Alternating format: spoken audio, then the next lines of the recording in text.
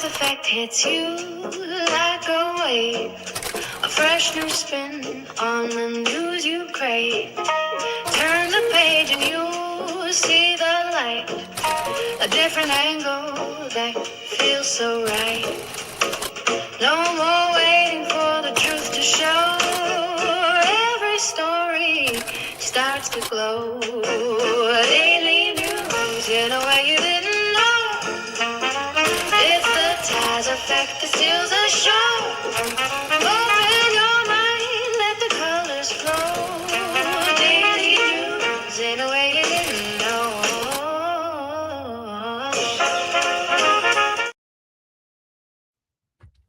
Good afternoon. Good afternoon. Thank you for joining me here for the Taz Effect Daily News in a way you did not know you could use. For those listening in over the radio airwaves at GCPR.com or through our GCPR apps for Android and iOS, thank you for tuning in. And for everyone else listening and watching from all around the social media sphere, hey, how you doing? So glad you could come through. Child, I know it's Tuesday, but it feels like a Monday. Why does it feel like a Monday? Because once again, this administration is team too damn much. Hey, Sabrina. Hey, Annabelle. It's poppin' twin. Let's jump right into it. Trump's plan to strip citizenship from naturalized Americans hits legal and logistical barriers.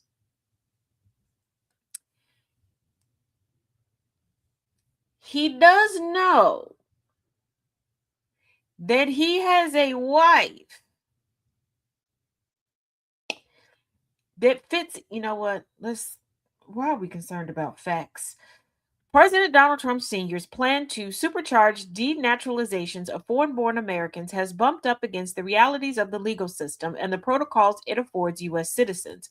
Trump, 79, has vowed to make denaturalization a priority, with the Department of Justice compiling a list of 385 foreign-born Americans it wants to target for denaturalization and pressuring attorneys to accept transfers from other departments to work on the cases.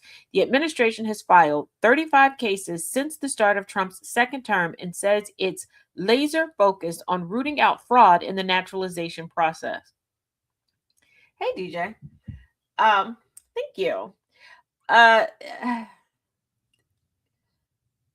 know a clear-cut portion of fraud in the naturalization process. We look at her every time she opens her mouth and speaks in cursive. Yeah, I'm talking about melanoma Trump. Smokin Hot. But the cases filed to date are far narrower than the administration's aggressive rhetoric suggests. No, really?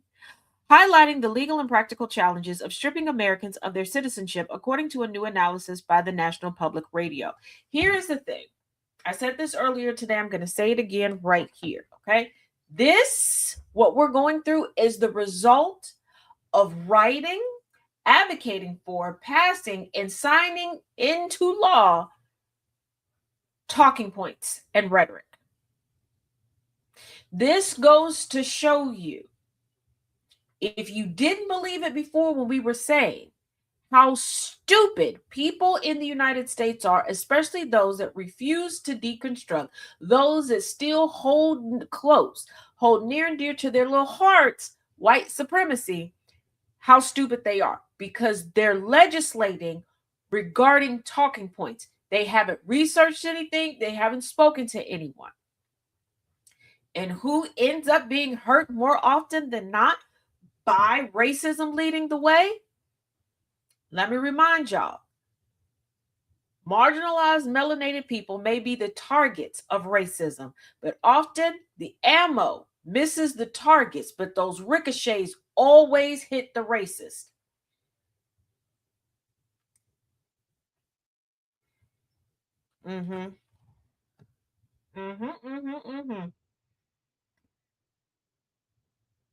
But child, we're just getting started. We are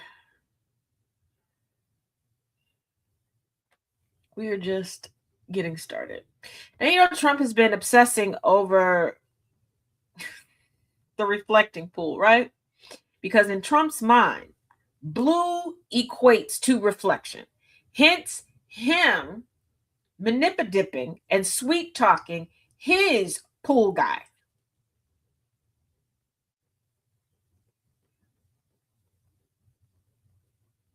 For a job we don't even know if this man is qualified or equipped to handle, but whatever. Let's Coming from the Independent, Trump's reflecting pool repairs won't fix a major underlying problem that could ruin the new blue look. President Donald Trump Sr.'s budget busting $13.1 million project to spruce up the Lincoln Memorial reflecting pool won't fix a major problem, and it could leave its new American flag blue basin covered in green slime, according to a report. While the work is aimed at stopping leakage from the 6-acre pool's expansion joints, it reportedly doesn't address the plumbing system that connects the pool to water treatment plant that purifies the 4 million gallons of water needed to fill it. The underground 6-inch plastic pipes often break and leak as a result of pressure from surrounding soil, according to the New York Times. It's almost impossible to maintain the water level that is required to make the pool reflective. Kim Hall, a former National Capital Area Director for the National Park Service, told the Times, it's like pouring water into a colander. Here's the thing. We're not going to move forward. Now, earlier today, Thomas was talking about on the Sound of Coffee, patriotism. There was a little back and forth regarding it. This is one of those times I need y'all to take a trip down the road of history. Okay? When patriotism began in the United States, what was the law of the land? Who was patriotism geared towards? And that will give you an explanation as to why patriots are so angry and why they want to gatekeep patriotism. Okay? You all keep looking at patriotism as if it was meant to be inclusive. Are you new here?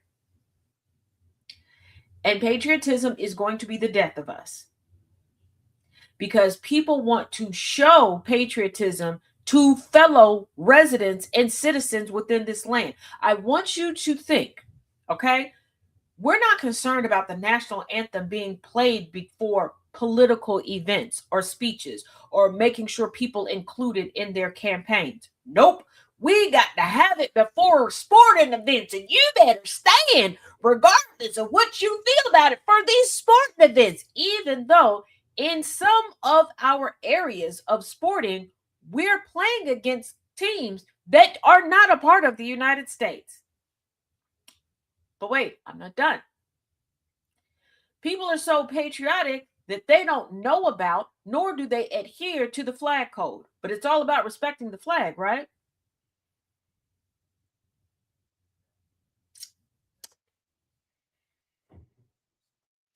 We're doing all these things in the name of patriotism. People are encouraged to hang flags to show that they're American in the United States. I have always wondered, from a child until now, what is the point of so many American flags flying in America?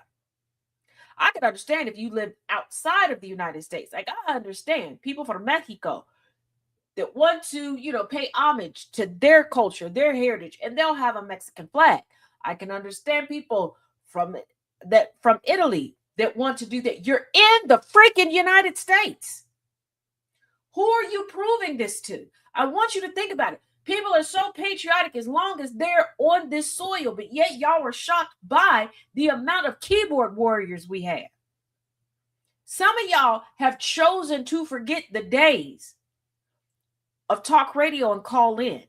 Y'all have forgotten the days where people could call in or email talk shows on TV, and they was just as courageous. Because back then, you just didn't say your name. And especially before caller ID, people would get downright egregious.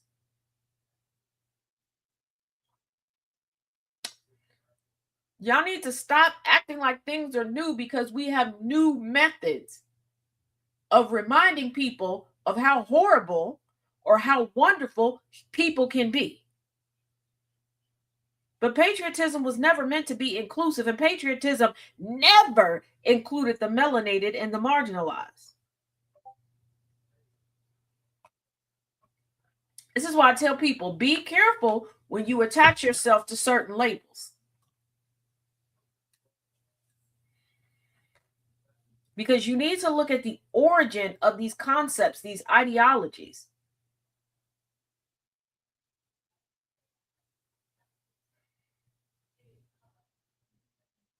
Not everything has been modernized and not everything can be modernized. Some of y'all are trying to modernize certain ideologies and certain definitions that by definition cannot evolve. Oh, you got a political ad just now. Woo! But some things can't evolve. They weren't meant to evolve at all.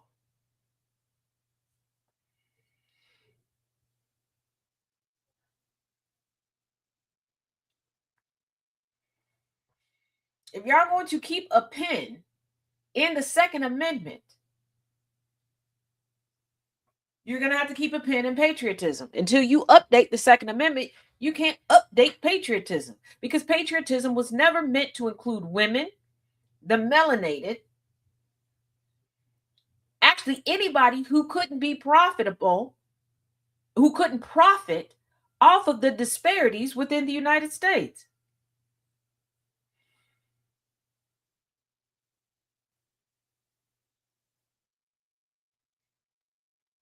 And too many of you all are wondering why we're not advancing, why we can't advance, because the United States, the model of capitalism in the United States wasn't for overall advancement. The model for capitalism in the United States was to have a demographic of workers that would work for free, and then have a demographic of business owners that would purchase one another's goods. Now, how well does that work? Not very well at all. It eventually everybody would get out and have the same amount of money because there's only so much that people can purchase. Okay. Then they realize, oh shoot, we got to pay the underlings that look like us, but we don't really like them too much. That's the real reason why they won't increase certain things. That's the real reason why they feed you certain stuff. And since we are in day 2 of Pride Month and men's mental health, I want to remind y'all something. We gonna dibble dabble in and out of past history, along with the present history. That is the news. If you're going to be a phobe, a homophobe, a transphobe, all of these things, I want to remind you of something. Hatred is not creative. The white supremacist handbook is used across the board. You all want unifying moments. You want to say this is classism, this is not racism, it's this, and we need to unite. You're right. We do need to unite because I will tell you the one connecting factor is the handbook of white supremacy, the tenets of white supremacy that keep getting used over and over and over again. I'm not going to say that they're recycled because once again, when you recycle, you're using a little bit of creativity. You're turning that old water bottle into a sweater or something like that. No. All they're doing is changing the target and they're handing it to you and telling you that it's okay. Why do you think that white supremacists have a hard time understanding why they can't use the N-word? Because they're allowing you to use their rhetoric. When you are sitting there denigrating a trans woman, I want you to really think about the talking points and the tropes that you're using. And I want you to think about when that was used against you, when you were called an abomination, when you're still called an abomination. Either you're called an abomination because you can't pop out no more babies. You don't want to pop out any babies. You're single and you got a cooter biscuit and a set of boobs. You got some melanin in your skin. You're not eugenically pleasing. You're not considered able-bodied. Huh? You're not a man. You're not white. You're not out here pretending to be a Christian, a Protestant Christian at that, because they even differentiate with that. You're all using the same damn talking points. And I have a question I want to pose to everyone that can hear my voice right now. If all of us, except for white, cisgendered, pseudo-Christian men, are abominations, demons, if you will, why are they still residing near us? Why do they do everything to get all of our collective attention to date, fornicate, and everything in between with? Huh? Why are all the rest of us their muses? Why do they require all the rest of us around to keep them alive?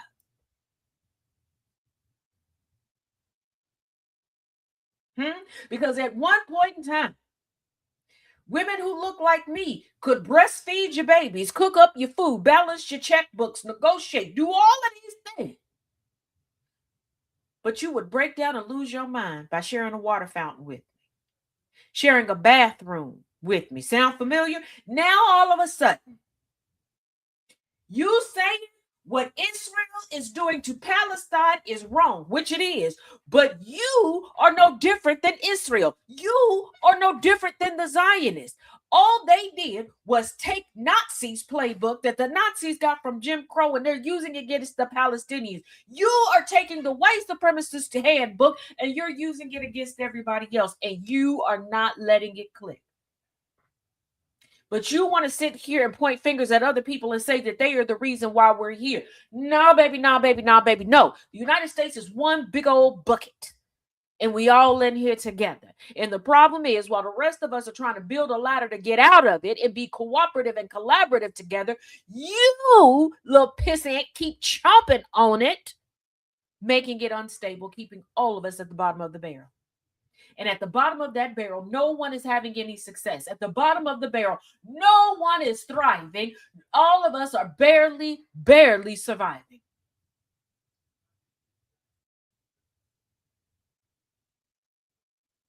But you've convinced yourself, no, it's not the same. Yes, it is. There is no creativity, no thought process in hatred.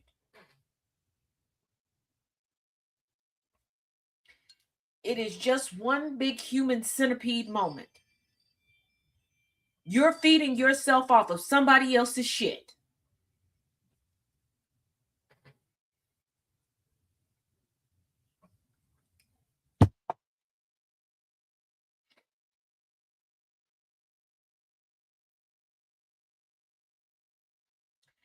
And collectively, you're still refusing en masse to deconstruct.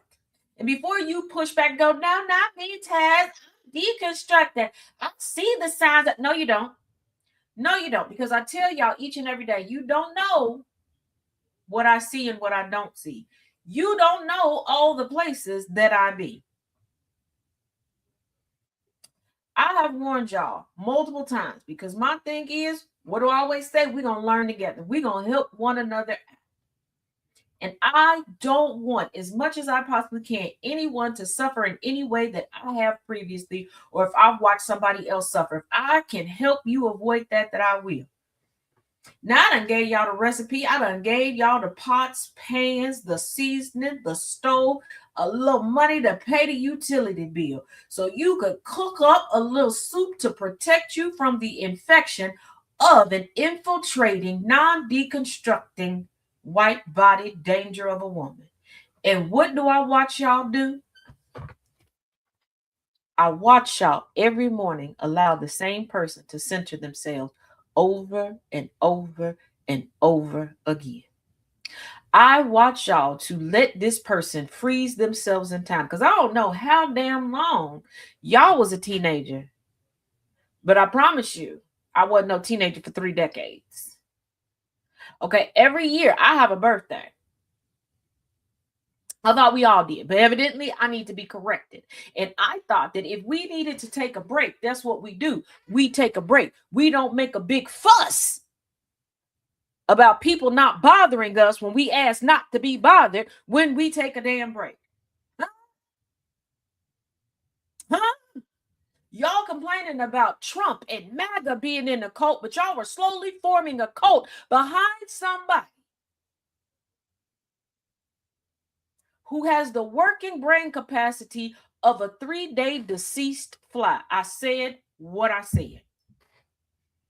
I said what I said.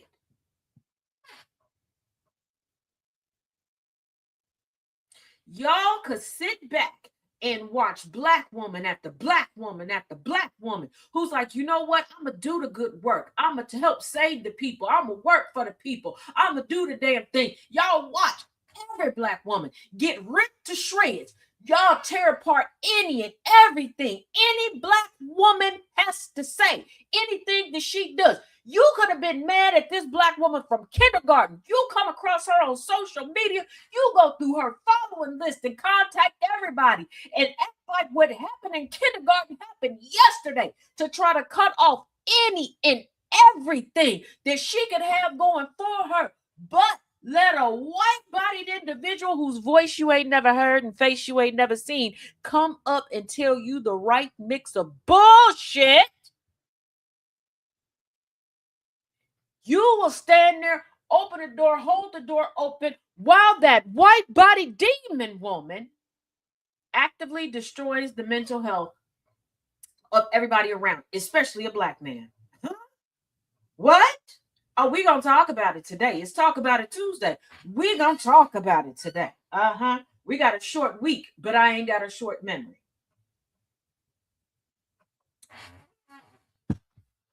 I got fresh tea, and I'm not spilling it. I'm pouring it. If you understand your own mental health struggles, please explain to me how you get up and you decide.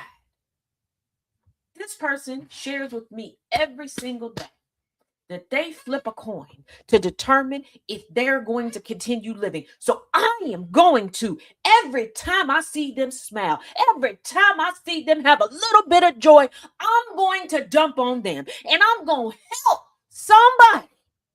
I'm going to help somebody that hides everything about them do the same. What? Huh?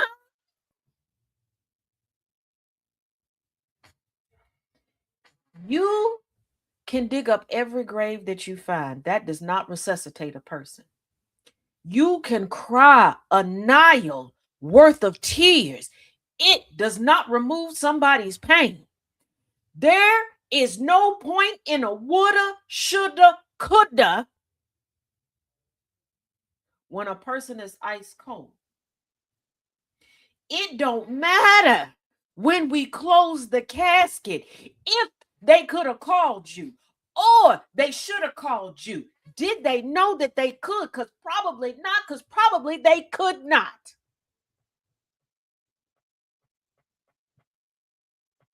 You are consistently showing that the only safe space you are is for tyranny, is for destruction, is for disrespect. And while we're at it, what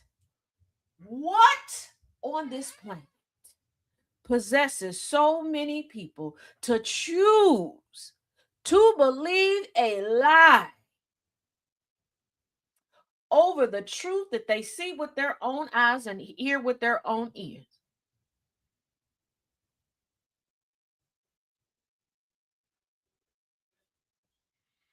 And why are you so quick to forgive and forget the liars, the miscreants, the criminals, the scoundrels, the grifters, the scammers, the con artists, the philanderers, the ain't shit mofos, but not their victims? Why do you have a vendetta against the victims? Huh?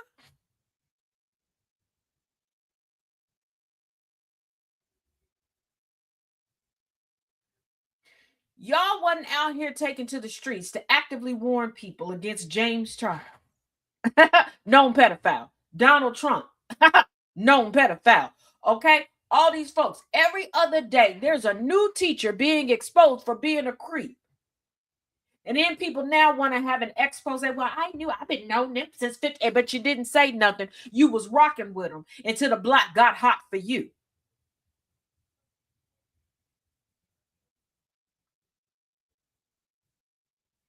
Because you thought that you was going to have a seat at the cool kids cash grab table. You thought that if you got close to this person that the money was going to roll in and you was going to have all this notoriety, and then it didn't happen.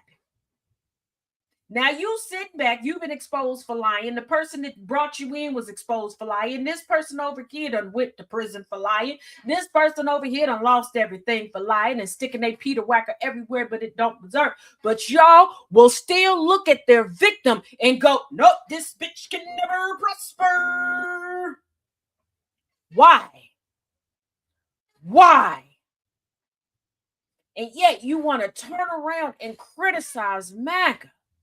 And do they deserve criticism? Yes, because we know they're a bunch of grifting ass liars.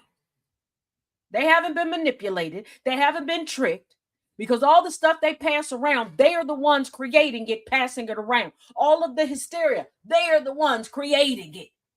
Okay? And everybody else pass, puff, pass, they lie, pass.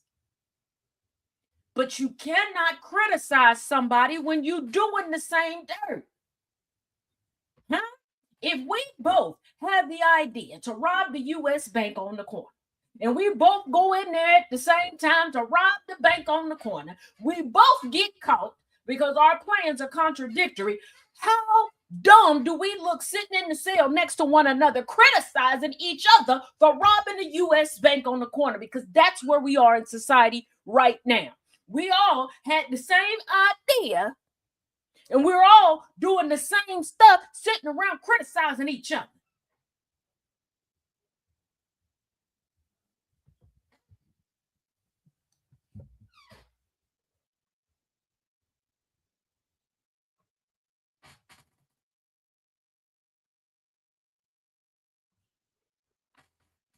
I,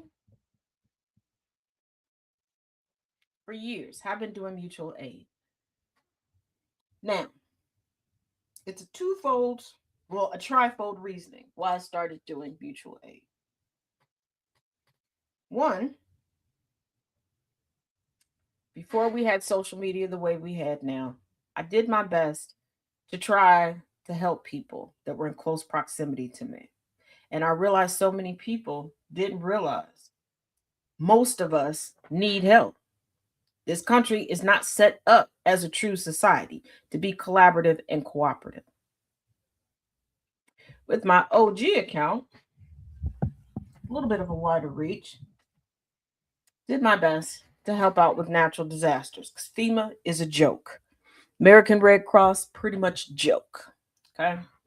People needed things, especially people who have to take medication regularly, people, that are caregivers, things like that. And then it morphed into mutual aid Mondays. Because with everything I got going on, I can't do it every day. And then I was like, you know what? I want to get people in a position where they can pay it forward. And I want people to not have to keep asking for the same assistance each week, each day, whatever. I made it clear. I'm going to start putting together a directory, national, regional, then try to break it down by states, and then hopefully break it down even more. Started yesterday. I see your crash out comments. I see your criticisms. It's not doing what you think it's doing. Did it hurt? Yes. Didn't hurt for the reason you think. Far too many people yesterday showed me you're not in need, you're in greed. And that's what hurt. That's what hurt.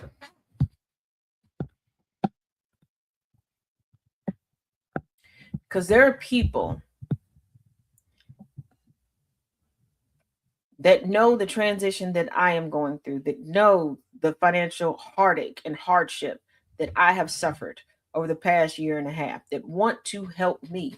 And I have asked them not to help me so much to be able to, in a pinch, come through and help other people.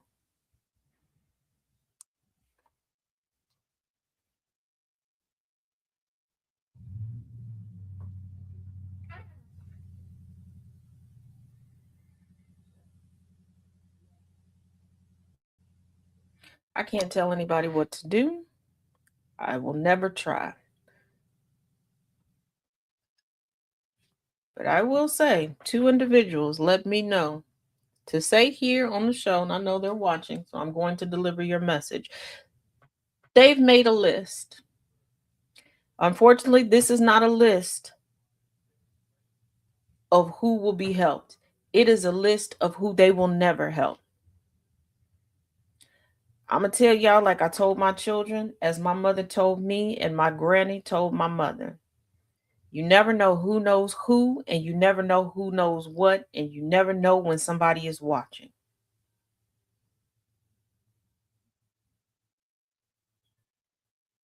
So your complaints, your name calling, your all these things, it was seen, it was heard, it was felt.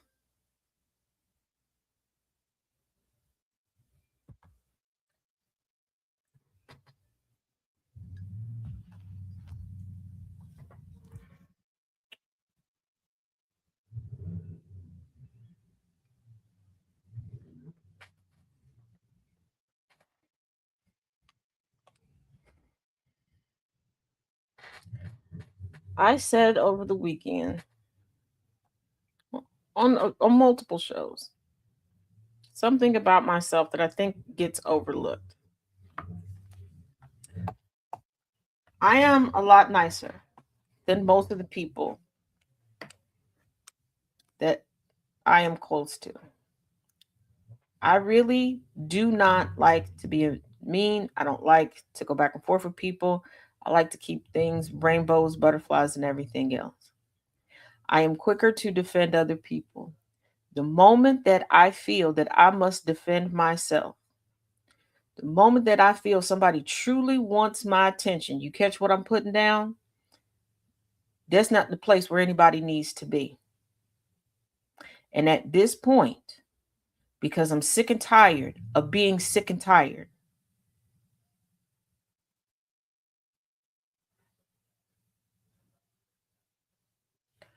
I'm going to defend myself. And if you have any question about what that looks like, take a look at my stalker right now, who's shaking in his boots. And Jason, I see you because you're reporting this live over on TikTok.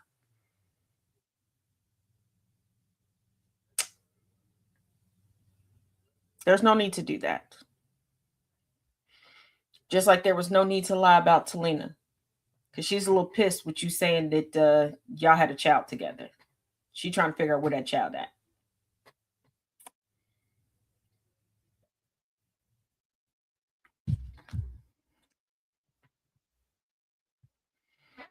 Yes, they made an actual list like that. There are people that are sick and tired. Sick and tired. And there are people that, especially in this economy, they're not playing with folks. So if you show yourself that you truly don't want help, you don't, yeah. I mean, I've already taken note of some things and some habits. Yeah. Also, in the next 30 to 45 days, be on the lookout. You will be given the opportunity to apply for a mutual aid board. And what is that mutual aid board? You will be able to come on board, help with fundraising ideas, promoting fundraising ideas, and you will have an official vote on volunteer efforts when we are helping with back to school, summer programs, things like that. Checks and balances. Also, Jared Kushner oversees luxury resort project faces anti-corruption investigation amid violent protest.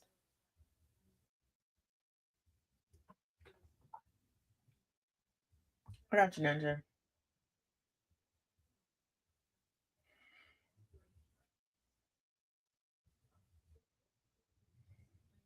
Oh, absolutely, Annabelle. Now, Albanian anti-corruption prosecutors are investigating changes to the protected status of a coastal wetland, sorry, where a luxury resort, Okay, can't talk all of a sudden. Albanian anti-corruption prosecutors are investigating changes to the protected status of a coastal wetland where a luxury resort project linked to Jared Kushner, the son-in-law of US President Donald Trump Sr., has drawn environmental opposition and protest, according to Politico. I will never stop reminding you all that Jared Kushner's father served time in prison for financial fraud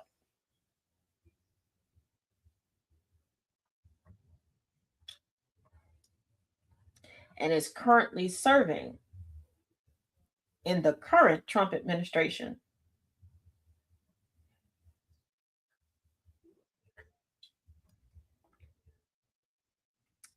Hey, Christina.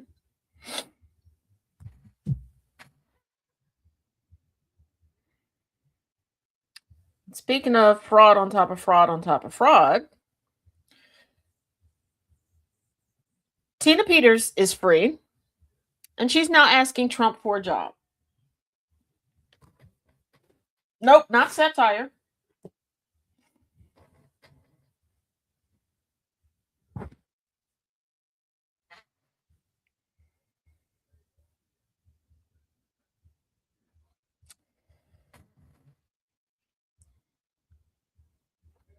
A MAGA influencer, Dave Rubin, stumbled when he was asked to name just one metric Trump has made better since he took office. You would think that because this is a question that has been asked for over a decade now, that they would at least have a handful of lies. Yeah.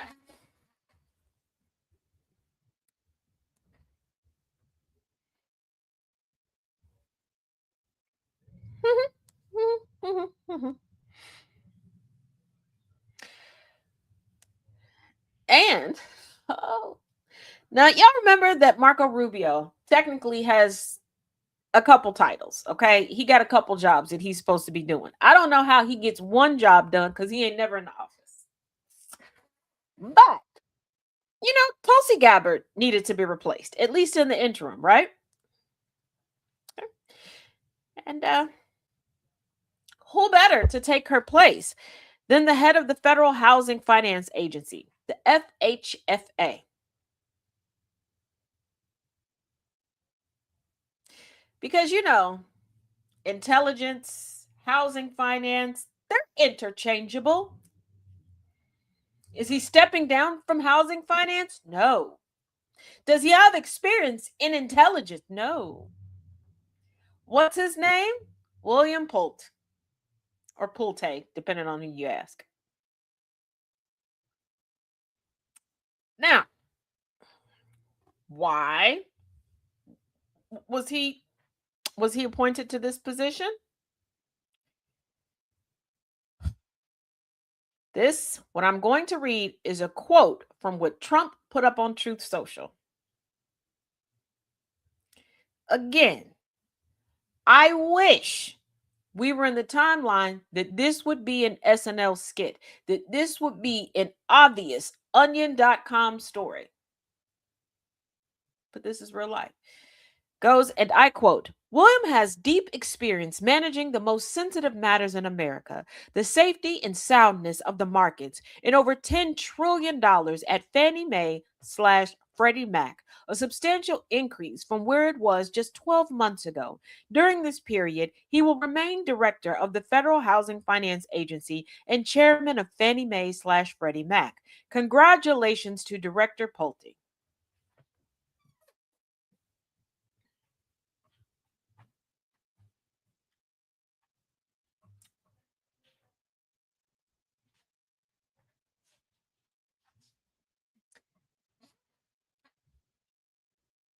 Still the director of Federal Housing Finance and chairman of Fannie Mae, Freddie Mac, and now the head of intelligence. This country gone, y'all. No. What? He travels more than Ted Cruz during bad weather. Yep.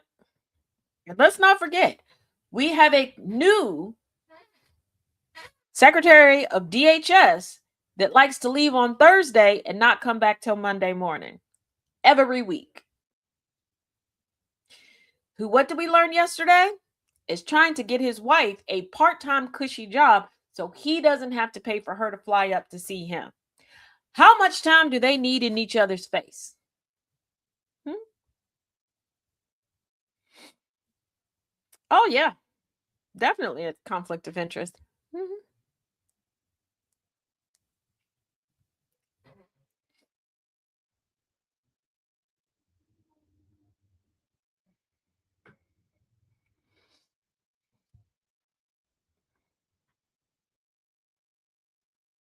Now, before somebody comes in and goes, but has Henry Kissinger had two different positions at the same time? They went hand in hand, and it was Henry Kissinger. Of course, the demonic devil could do both. And he wasn't in front of a camera nonstop. He was actually doing the jobs diabolically, but he still did the job. I don't even like him, but these people are doing jobs that don't go together. This is like making a peanut butter and onion sandwich and expecting people to eat it happily. And I promise you, I know somebody's going to come into the comment section going, peanut butter and onion, it's my favorite sandwich. Go play in traffic. Go play. If you're eating that, go play in traffic. And know that that is not marijuana you're smoking. I want you to know that. That is, you're smoking embalming fluid if you're eating peanut butter and onions together willingly. It's peanut butter onion time. Peanut butter onion time. Where he at? Where he at? Way to go. This is why I missed you. You have perfect timing, I promise you. Who's kissing on that? There's somebody that is. Tristina, there is somebody that is like, that's my man, Savannah. My man, my man, my man. It's a good man right there, Savannah.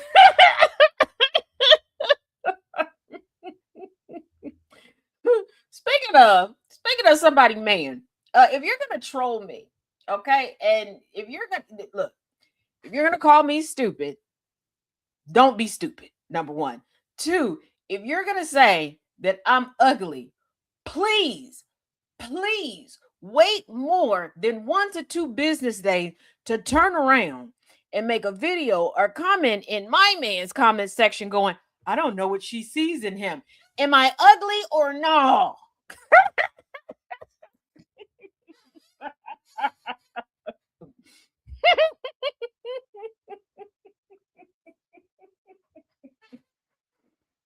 Yeah, Henry Kissinger was at least smart. Thank you, Jess. But it's like Marco Rubio. Oh, I done lost track of Marco Rubio's. And Marco Rubio was testifying before Congress. He was still testifying before I started today's show. So unfortunately, I don't have a whole lot of notes regarding that.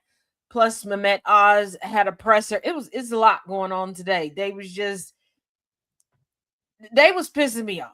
Okay, they was pissing me off to the point where Harley Pup is not talking to me right now because of all the bad words I was saying to the TV and the monitor, because I had different flipping through different stations and even seeing what other countries had to say about what was going on. So okay, it was sounding like a convention of drunken sailors from 1942 up in this house. The way I was there, come on, free Harley. She been watching Law and Order. Okay, I apologize.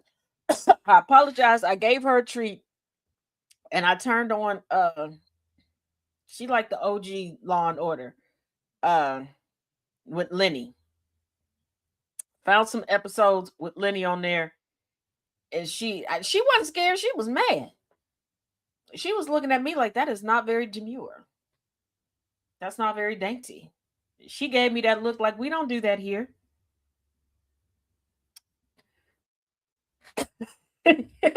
Yeah, Corey. I was cussing, especially after Babe gave her a pep talk like, "Look, we don't cuss in the house. Don't cuss in the house." And then I turned around and was cussing. So when he get here, she gonna tip tap Morse code and tell her she was saying all the bad words. She was cussing real good. You told me we ain't supposed to be cussing in that. She gonna tell. She gonna tell. If the weather wasn't weathering the way that it is right now, I would try to bribe her by taking her outside for like an hour. We don't go outside, but we don't stay out there super, super long. She said, that's not very pink of you. Exactly. After she acted up yesterday, yes, she's still going to judge me. Marco Rubio never cared, okay? Marco Rubio, here's the thing. Marco Rubio has noticed that the base of MAGA likes him.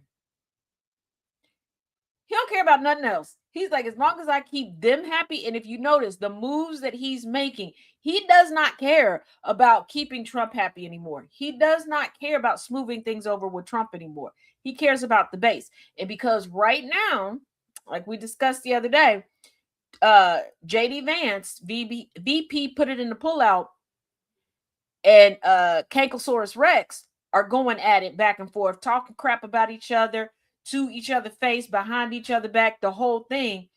Yeah, it's going downhill. And because Susie Wiles can't stand Kankosaurus Rex or put it in the pullout, but she keeps having to tell put it in the pullout, stay off social media. I'm waiting for the story to come out that she done borrowed a chancla and smacked the bespittle out of him. Okay, because one thing for certain, two things for sure. I had a mama who was who had cancer, who passed away due to cancer.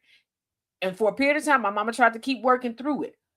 I'ma tell you, when she was going through cancer treatment and trying to still work, one, I don't know where that baby old person strength came from in her body, but two, she was cranky. You know what? Let me correct that. She was downright mean.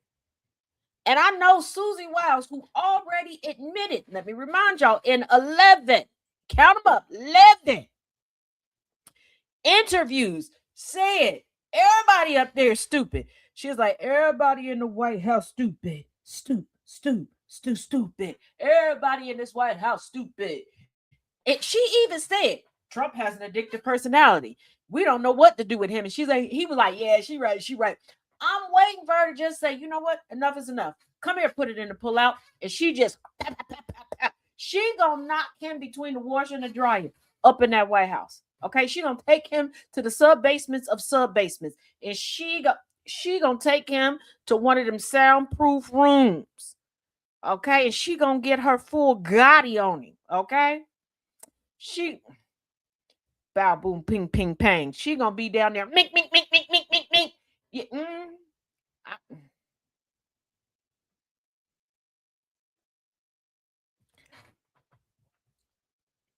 um.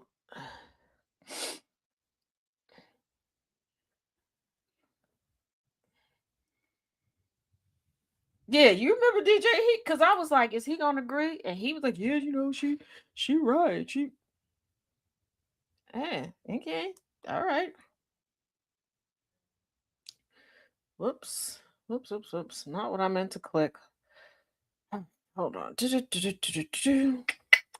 Oh, over on YouTube at TashJ77, there is an update regarding all things Kirk family right now. There was a hearing yesterday, so we're all caught up on that. So Dr. Oz, for those of us that disagree with Trump, this is what Dr. Oz has to say about us. Yep, old school mama style. I'm telling you. This is what Dr. Mehmet Oz has to say about us. Treating stupid people is really hard. Mehmet, when was the last time you successfully and properly treated anybody? Because the way them family pictures are looking, being around you is very hard. A new idea for Taz. Hear me out. 10 Taz commandments for Tazism.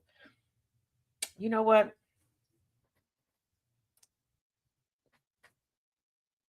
I think you got something there. I think you got something there. Somebody remind me about that later. 10 Taz commandments for Tazisms.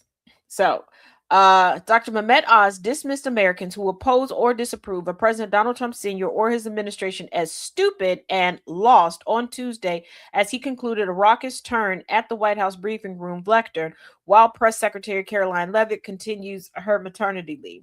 Trump's Centers for Medicare and Medicaid Service Administrator was nearing the end of a nearly half-hour long appearance before the White House press corps when Lindell TV personality Cara Castro Castronueva chimed in to ask the ex-heart surgeon if he had medical advice for Americans with Trump derangement syndrome.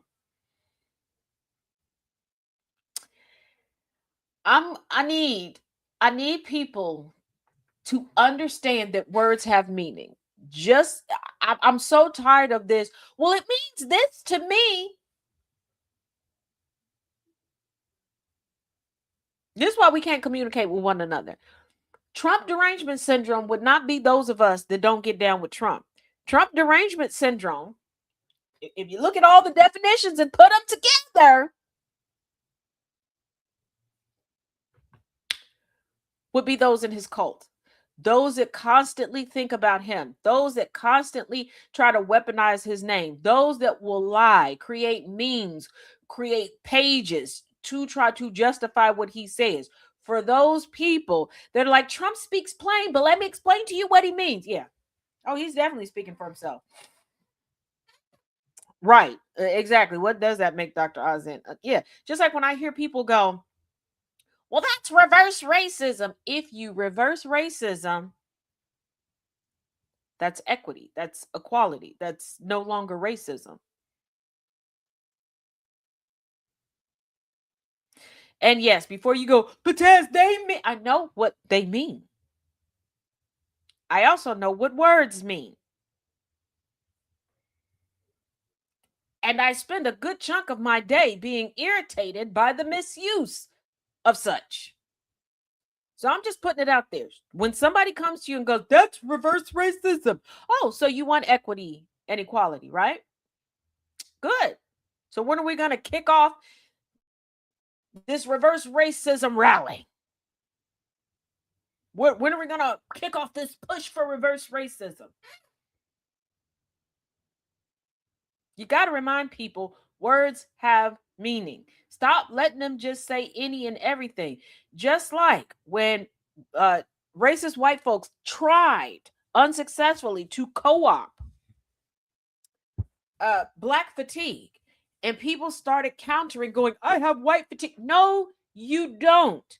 Because when you do that, you're essentially letting them win and altering and changing the definition of what black fatigue is. Stop doing that. You are black and you are fatigued. That's what black fatigue is. You going, I have white fatigue. Are you white? Sarah Jane Methuselah, are you white? Because if you're not, you don't have no white fatigue. And the white fatigue will be for white people fatigued by fellow white people.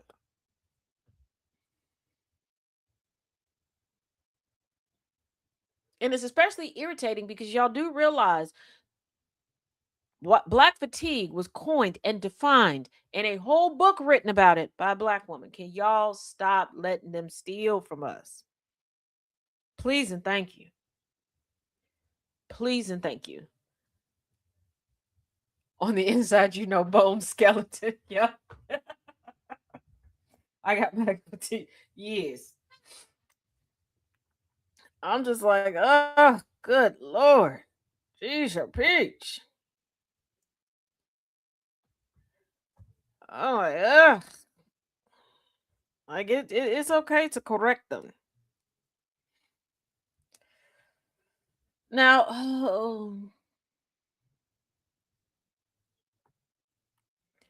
also, for the love of all things holy, I know the news can be daunting.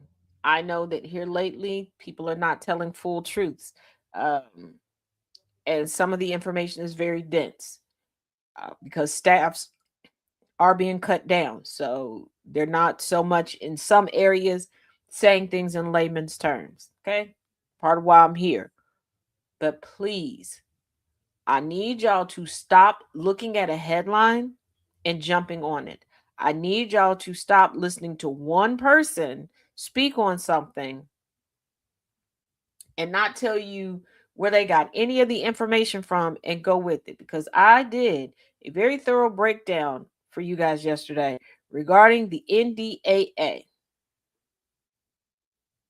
gave you the specific section, walked you through what was going on, and so many people still getting it wrong. Like, come on, y'all. If you missed yesterday's, please go back and watch it. We cannot get ahead if you're so comfortable with people telling you wrong things and you repeating wrong things. It does not help any of us. We're not going to get out of this. Okay, that'd be like me trying to tell you, hey, to get out of my city, I'm going to give you the directions, but I keep giving you wrong directions. And everybody you stop and talk to is also giving you wrong directions. And then we're all sitting around frustrated. Oh, you can't get out this. Oh, we just can't seem to get you out the city. Knowing you know I'm giving you wrong directions. They know I'm giving you wrong directions. They giving you wrong directions. We all know that you are. We got to stop. And I say this because of this next story. Ice Barbie's successor blasted for bonkers airport plan. Homeland Security Secretary Markwayne Mullin's plan to shut down liberal cities' airports is getting torn to shreds. Mullin, who replaced Ice Barbie Kristi Noem in March, has repeatedly threatened to remove Customs and Border Protection officers from airports in so-called sanctuary cities and a move that would bar the airports from accepting incoming international flights. I say this because there are so many people on and offline right now, and I don't like defending Cankosaurus Rex, but they're attributing this to Trump. This was Markwayne Mullin. This was his way of trying to impress the boss. He was like, the plane, boss, the plane. Yeah. He wanted to, like, come on. And we have to start calling out the right people right then and there. Also, in case you missed it, Trump decided to cancel his slush fund. Why? Same reason he decided to cancel the lawsuit. A judge was like, hold up, we need to verify this stuff. We need to take a look at these things. Everything that he tries to hide, because that's what Trump has always tried to do when he threatens a lawsuit. He thinks that threatening a lawsuit will hide his indiscretions. After all of these decades, he still does not understand discovery. He still does not understand having to prove that it is worth the court's time to proceed with his lawsuit.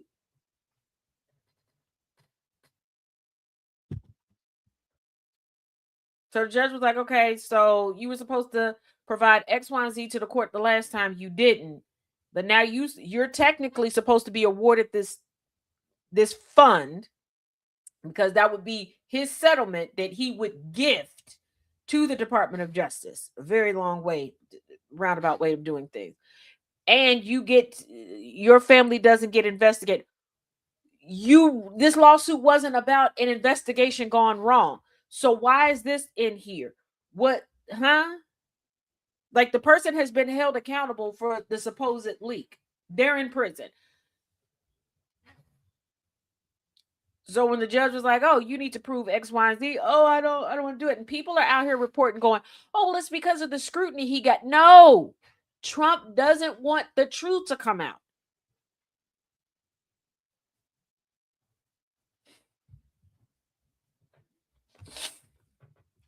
It's no different than once upon a time, and I think I've told y'all this before. There were two people that were like, I'm going to make a name for myself. I think Taz is just breaking into money on the social media. I never have. I will say this. When I lost my OG account, I did lose $500. There was $500 in my TikTok bank. It don't get excited. That was money that was accumulated since the beginning of the creator fund all the way up to there. So we're talking like damn near through all of lockdown. I had just not touched it because I was kind of using it as a savings account. Lesson learned, because I was going to let it get up to a certain amount and then withdraw the money. But they decided, you know what? We're going to say this, that, and the other, and blah, blah, blah. comment ban after comment ban after comment ban after post ban after post ban after post ban. Then I lose the account. And I always tell people, if you can't say it out in the open and welcome the rebuttals, that's how I know you're lying. And I'm saying this regarding Trump because look at his court cases. Anytime he has to prove the allegation, he doesn't want any rebuttals. For that, y'all know what time it is. It's time for our favorites. You know her. You love her. We all love her. Because she's smoking. Hello, hello. It's good to see everyone. How you doing, Taz? I'm good. That'll learn you. You know what, babe? You keep on. Keep on, Mr. Kate Moss. I like the blue glasses. I noticed them today. Thank you. I That's finally a, found them.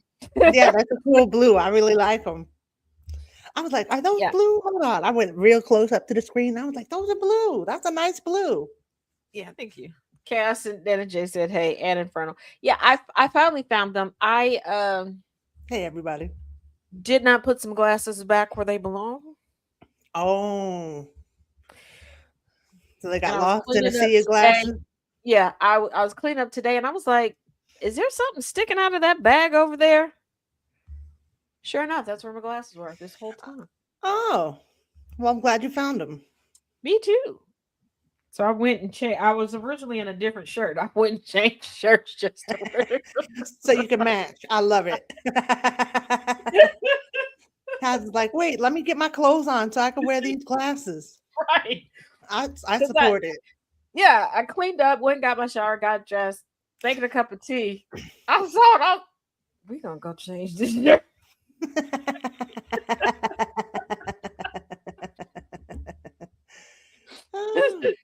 Such a ridiculous thing. I found my other hair clip too. Is the one that I've got pulling my hair up. I found all sorts of stuff today. I was like, dang. Well, Finders Keepers Day today. I was like, it's like Christmas 2.0. It's like I got more stuff than I thought. Finding things you forgot you had. Yeah, I still got the the round bucket that I have that I put my shoes in. Still got to get that upstairs. I don't know where I'm gonna put it, and that's why I haven't taken it upstairs yet. But Miss Judge Pants, Harley. I moved it over by her kennel. She gonna look at me like, "This is ghetto. Why is this over That's here her by space. me?" That's her Like, girl, space. That's why. it's not in your kennel. It's just right here. Leave me. I'm like, look, It's I just gave you a next to treat. it. We supposed to be cool. Blue 5 blue today. Hey, Michael Pruitt. Yeah. Uh, uh, uh, uh. So, all right, y'all. So we went. Okay. So we went from Christy Nome making her boy toy / Mhm. boyfriend her special assistant. To she Oh, got fired to now her replacement, Mark Wayne Mullen. Yeah, Mullen. Because I always Mullen. accidentally call him Mullet. My brain just wants to. Is now trying to get his wife a cushy job. Now, if you remember, Elon Musk, his position was for 100. He could work 130 days a year. I'm glad Right. he has not figured out that technically he could come back and work in 2026. Nobody tell him that. But Right. he hit the ground running and worked all of that all at once. But Mark Wayne is trying to get his wife one of those, and I just want to know which one of them cheated. Oh. Because he leaves every Thursday to go home to be with her, and he wants to get her this job. Word on the curb is So he wants to so keep that tabs. she can fly for free back and forth to come see him. Which one cheated? Yeah, that's definitely a situation where he's trying to keep tabs on her. Or vice versa. Maybe she's trying to keep tabs on him. Because I'm like, and I've seen both of them, so that's why I'm like, who she? Because looking at them, I can't tell. Like who would cheat Corey's with any vote of is them? sounds like she did, not Mark. What? That's his name, Mark. Y'all do know how Mark Wayne got his name? his mama couldn't pick between two of his uncle's names. Why she didn't write Oh. one is the first name, one is the middle name. She wrote them both together and never took one of them off. The gag is the uncles in Hmm. question are not her brothers. They're her Oh. brother-in-laws, her Oh. husbands, the Pepe's brothers. And I was like, are we sure he the Pepe? Right. Is that a 100% match, or are we seeing 85-75? Because I'm like, if you're on the fence about a name, why did you put anything down on the birth certificate? Just telling on herself. And also, why all smushed together by the first name? People do strange things. Yeah, But that's he was up in Congress too today. Listen, like I told you, it was a lot going on. Marco Rubio, Mark Wayne. Mark Wayne is an idiot. Mark Wayne, I started cussing oh, when he was like, "Yeah, thank you for letting blah blah blah come up here with me because he may be better able to answer the questions than I am." this administration is filled with nepotism and wheeling and dealing. They all got their hand in somebody's pocket. It's oh. So I was sitting and I was thinking about something. I was thinking about like, okay, like with the guild. If we have a meeting, Mm-hmm. different people have different roles. Like certain questions, yes, I know that's my wheelhouse to answer. Yep. Could you imagine it's something that's supposed to be in my purview, and I go, well, thank you for letting some random person who's not a member of the guild join us today because she's probably better equipped to answer the question. I don't think that would go over too well. I'm just gonna The throw that out way, there. right, the way that immediately there would be a press release. She's still in the guild, but she is no longer the. Facts. Like, We'd have to do some wait, rearranging. right. So I was watching it live on the TV, and I was like, okay, hold on. Maybe I'm out of it. So I come in here, pull the streaming part up to back it up, right? No, that's what he said. That's what he said. So I'm like, okay, I'm gonna go to C-SPAN. Maybe I missed something. Maybe I know I started watching it from the beginning, but even still, maybe I missed some background commentary. Maybe I missed an appointment. You know, because like I said, a lot's been going on. Maybe there's somebody got appointed something and I missed it. Okay. I'm not afraid to say that I got something wrong. Nope, I didn't admit. Nope. No, his assistant knows more about what's going on. And ladies and gentlemen, that should not be the case. He should know all the things, not somebody else, but him, because that's his job, that's his purview. And he should have hit the ground running because there's so much under the umbrella of DHS. Mm-hmm. And I remember, I think I told y'all at one point in time, I worked for Pacific Bell. Yes, the telecom company. And the position that I was put into when I was hired to do one thing. Midway through training, myself and a handful of other people were pulled out of training, and they were like, hey, we see something in y'all. We want you all to do this over here. Okay. I made it my business to still learn the rest of the original training, get acclimated with the company, its policies, everything, and with what I needed to do. Because we were pulled out because we were taking over for like I guess you could call this a cabinet of people that some were leaving to go to other companies, some were getting promoted. Like these positions, 9 times out of 10, if you wanted a promotion, if you did decent at this, you're gonna get it from there. Okay. The thing that I learned to make sure that it would be as seamless as possible walking into it. Because not to mention, these were your higher end customers of Pacific Bell. These weren't just your regular residential people. And I'm not denigrating people with landlines. I had one. I would probably still have one to this day. If I hadn't gotten accustomed to how convenient it is just to walk around with a cell phone and do not disturb when I don't want to be bothered.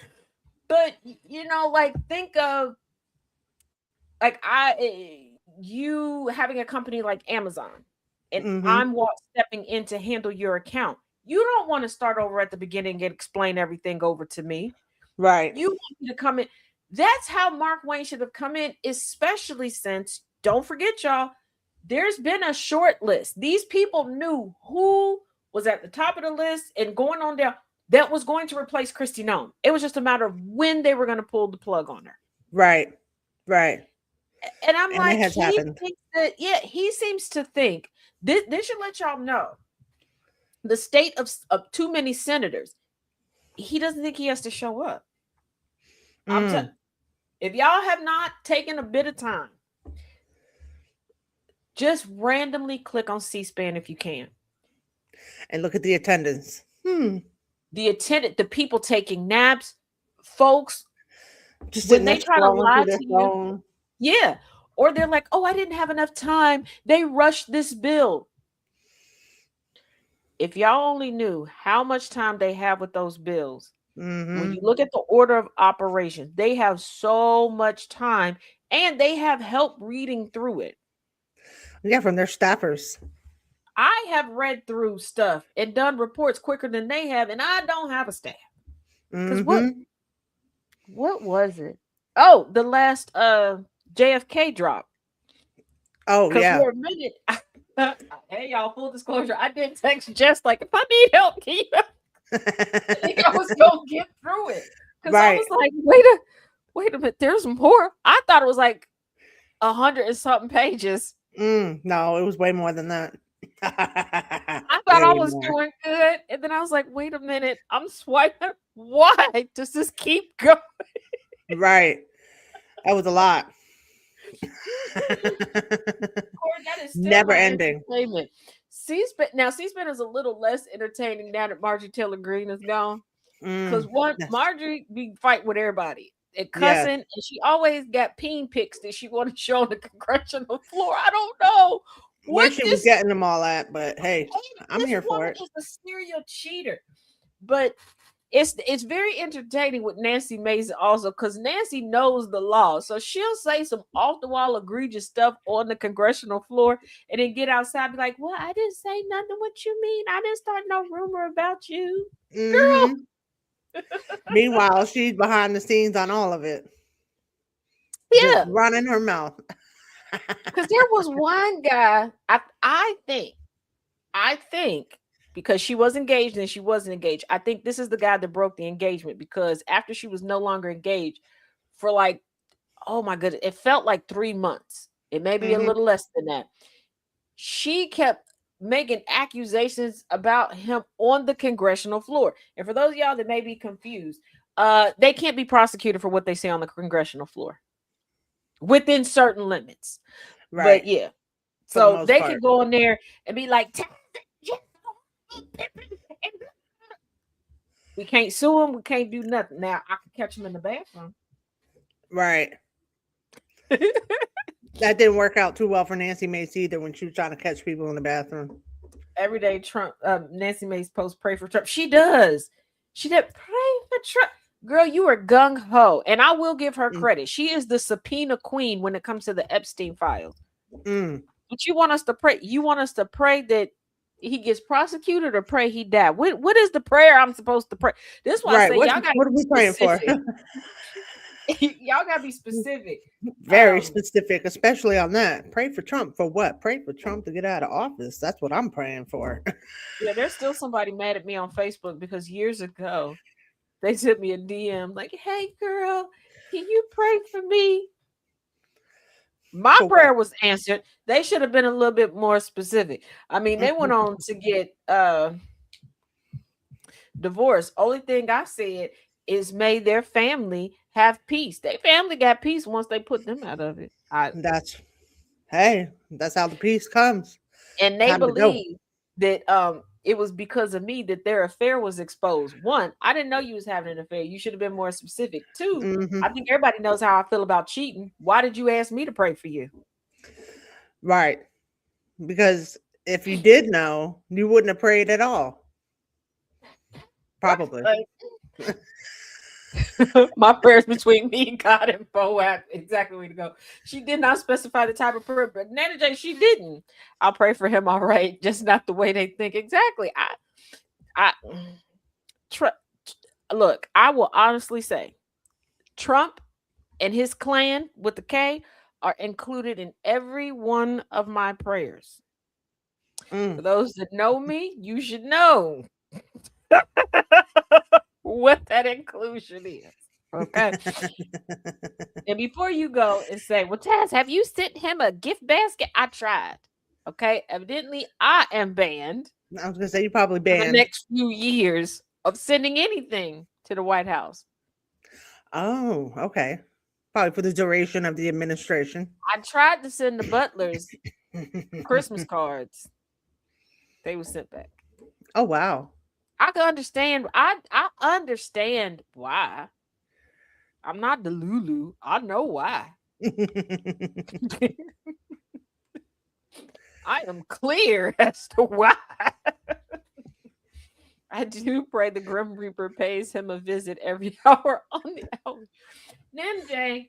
That Okay, part. so one, I love it, Nana J. I love it. Trump and I have had a long-standing kerfluffle when he was mainly on Twitter. Okay, he loved to keep me blocked. I was gonna say you're But then probably he blocked. became a public official, and when you're, a public, you can't block people. He Right. thought that he couldn't. And I did allegedly wage a campaign to remind him that he has to unblock me. And then he was no. And then there was like a court case not centered around me, other people that he had blocked. Yeah, I Tootie. remember that. Yeah, I And, remember that. and then they was like, you got to unblock him. So when I got unblocked, allegedly, I added him like, told you, bitch. I'm not blocked now, am I? And then when his tete-a-tete with E. Jean Carroll and Stormy Daniels was going back and forth, I was fact checking him. Like, if you're gonna say somebody look like an animal, that's not accurate. You don't want to look like an animal. That And there was part. like a lot of baboon pictures and stuff. And then let's not forget me and his homeboy Sean Hennedy have I was had gonna some say that a scuffles. couple minutes ago. 'Cause you But definitely have issues with the him. Sean Hannity thing is not my fault. He started it and he keeps it up. And then He has a bruised ego when it comes to you. Alex Jones and I started a little back and forth because I told Alex Jones he was stupid when he was going through his divorce from his first wife, because over on Instagram, Ooh. I didn't think he was over there that much. And was I trying to be shady? Yes, very much so. Okay, that's why I went over to Instagram to do it. Okay. I probably went to the gram with it. People don't expect that type of behavior out of me over on Instagram. On Instagram, they just think that I'm a pretty face. Okay, that's what they get. So I, because when I can't sleep and I'm bored, I like to read court dockets. Because that's a good why habit. not? Right. But I found You out get lots of juicy details in the court documents. And I got one where he admitted in divorce court that he didn't think anybody would take him seriously because he's playing a character on InfoWars. So I screenshotted it. Oh. He liked my post. Did I tag him? No. Okay. But he saw it. He knew what I was doing. I would say I wonder why, but then he was keeping tabs on Taz. So, and then I was like, you are stupid. Why do you like it? You're stupid. Like, do you think I'm a fan? He was like, you are a fan. I'm not. You want me to die. That's the furthest thing from a fan. No, thank you, sir. And it stopped. And then he did the whole, the water is turning the frogs gay. Oh, yep. And I may or may not have engaged in a little dance trend that had to do with so which riled him up all over again. In some way, somehow, he weaved that into a discussion on Trump. And I may have allegedly commented in the comment section of his podcast post that day. Allegedly. Y'all still stupid. And how do you explain you not being a frog and you still gay? Right.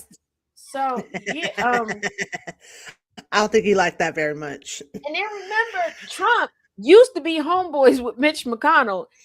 And Mitch the glitchy bitch and I, we got a history, okay? For me, entertaining, wonderful history. For Mitch,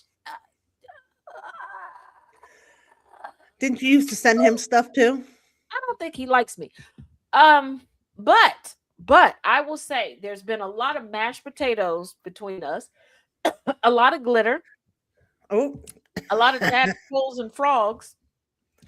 I think we're co-frog parents at this point, so oh, there's reasons. There's reasons. Um, why and you're then there blocked? was the whole. There were a few others. There were some heated words at some local offices. Um, and a few Just heated people words. may have been sent A bag of dicks. that and some pizzas with some messages written out in edible glitter atop them. Maybe, Oh, allegedly, I heard. If you hold your head down to the ground, you might hear it too. So it's reasons. It's reasons. I just, I put a little razzle. I told you I season everything, okay, including how I choose to protest. right, right. The turtle being Definitely, bitching. definitely got points for being creative. So Some razzle dazzle, some pizza with edible glitter and a message. I'm here for it. That's creative it was, at the time, a and certain edible. mart of wall had some frozen pizzas on sale, and there was a period of time that there was a store where you could get like restaurant supplies from that had like Mm-hmm. pizza boxes that were really quick, surprisingly, to assemble. Mm-hmm. And you can work some magic with a printer Yeah. and some hodgepodge. And a little bit of creativity. I just figured somebody would have caught on because there's no pizzeria called Tastastic's Tasty Pizza. I thought for sure this wasn't gonna. She's like that. You're like, that's tell number one. Like this pizza place does not exist yet. You were able to send the pieces out. I'm here for it. That's funny. I And want to given know that what the I messages didn't said. deliver them, I wasn't alone. Right. You had some co-conspirators. Okay, I see. I get, I get a little Involving creative. other people on your gag. I love it. It's like I'm very What are you doing creative today? You making pizza? on my bi-weekly letters to random members of Congress. Oh, Yeah. you eventually get them all. Yes. You keep it popping. Well, pizza boxes are always easy to assemble. I didn't know that. I had never worked at a pizzeria. I never thought about it. Sometimes I was just like, I have trouble closing them back up. Sometimes, sometimes you get that pain in the ass box that doesn't want to quite yeah, close right after you open it. That's me. I always have that problem. I always get that. And then I was like, 50 boxes, huh? 50. That's a whole lot of glitter. Hey. And there I was didn't know one they had time edible glitter. I got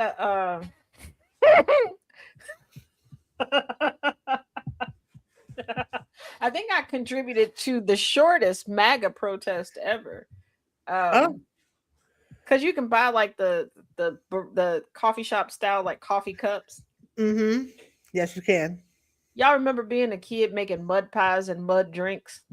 Yes, I did that Do all you the know if time in my you get the backyard. levels correct of dirt, sand, and water mixed together, you can make it look like a latte? Yeah, yes, that's what you did.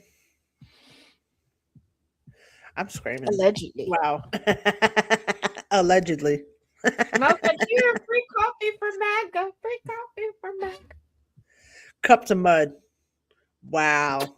And it does look like a latte. I'm like picturing it in my mind right now. It's like, yeah, you got the Yeah. right color and everything. And then I'm like, y'all didn't notice I'm the only black anything standing here. And y'all took coffee from me. You know what? I saw a video yesterday on TikTok where this woman, she made a good point. She said, now she was talking about men, but I feel like this applies to MAGA too. She said, you can just ask a man to come over and look at your basement. He'll just walk down there and look at stuff all willy-nilly. And she's Mm, like, and I'm pretty sure about 95% of the time they'll eat anything and drink anything you put in front of them. And I hmm was like, you know what? That is true. Yeah, Tad's because got the new chocolate pie. It's the I'm just sitting here latte. like, do I look like I would? First of all, do I look like I would be chilling with MAGA? And two, do I look like I would have spent money on y'all? I mean, technically, I did buy the cups, but I also had a coupon. And the cups So it needed doesn't to be count. used. You had a Okay, discount. It doesn't count. like anybody who has a Meyer near them, if you sign up for the Meyer card, Hmm or whatever purchase it, you can buy something once. They will keep sending you coupons for that one thing. And Yeah. I bought cups for the church one time for the coffee. And when I buy them, I get the ones with the lids. hmm Not because really anybody has spilled it. It's just certain people want lids, certain people don't. And these are people in class that will sit next to each other. And I was tired of the arguments over. Right. I think your lips touched my cup of coffee. First of all, both of y'all were 175 years old. Whatever, just swap whatever y'all got, because the Lord is waiting on you. He calls you every night. Y'all are not picking up.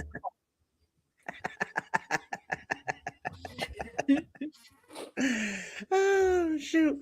Wait, Inferno, dog poop rollies. Lord have mercy. Wow. I'm not handling dog poop any more than I have to. I'm throwing that out there. That's a bridge too far for me. Now Creative, but there is.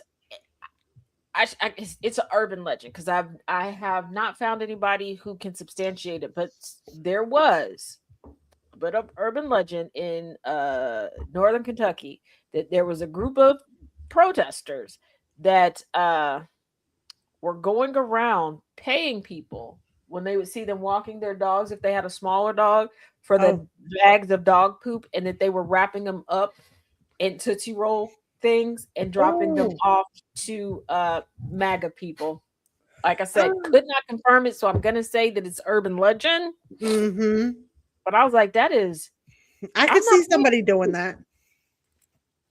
I could playing. definitely see somebody doing that. That's wild though. What? Got to handle the poop. Got to roll it up in the paper and package it back up and send it out. That's crazy. And then there's Ocean's Ozempic, the octogenarian bingo club members that would just pull up on people and fight. Did I tell y'all that they spent one day going like coffee shop to coffee shop, pharmacy to pharmacy, hitting people with their canes that had MAGA hats on? No, who did this? Oh, I want their autograph. Yes, the Charlamagne Shenanigans and her crew. Yes, she's Oh, 80. Okay. oh She wow. looks like a real life fairy. Like if fairies Mhm. were real, yeah. It would be her. Okay. And I found out because her son and her niece called me. Like, are you with them? With who? I was so confused. Like, with who? Like, The with Cane my. Brigade.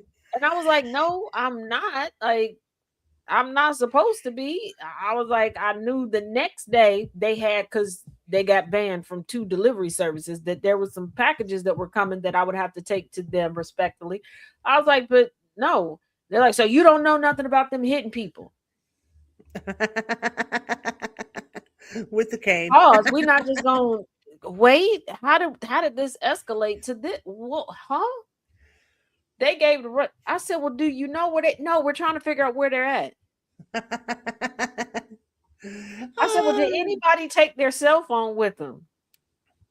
They called. These mofos all took their little flip phone, Obama phones, right? Mhm. Left them at the shaman's son's house. Oh wow. So when they called one, they heard it and saw the rest of them on the table. So I guess they thought to call me. I said, no, I'm not with them. I'm not anywhere around them. But I think that they stopped taking me along with the shenanigans because two of them was like, I feel like she'll snitch. And you're right.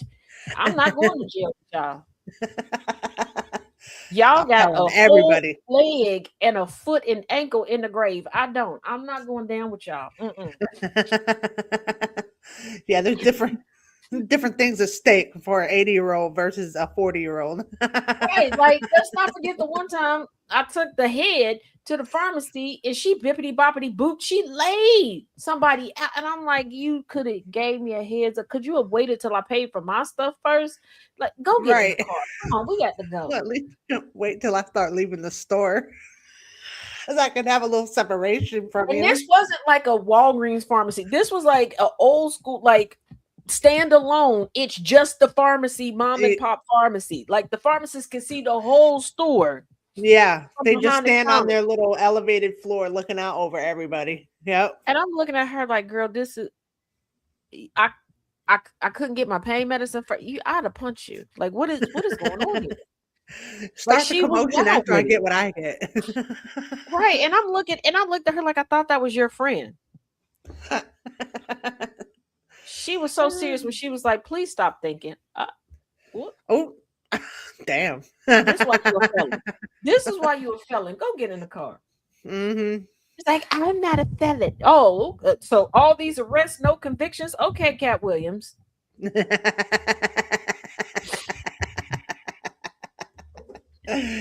Trying to get you tossed up into some trouble. Just the other day, they are the geriatrics. That's why I call them Ocean's Ozempic, because I'm like, what is wrong? And here's the thing. I met her. I met her niece. And I should have known when they said she couldn't be at home alone. It was a couple years ago, shortly after we got out of COVID lockdown. Everybody in her family had to work right before Thanksgiving. And they were like, well, the weekend of Thanksgiving that year. They said, hey, can she sit with you for like 2 hours? Oh, sure. Cool. Come hang out. She goes, hey, can my friend come over? They're 80. I'm like, okay, whatever. Yeah, that's when I also met Octo Robin. These bitty bitches trying to plan an escape.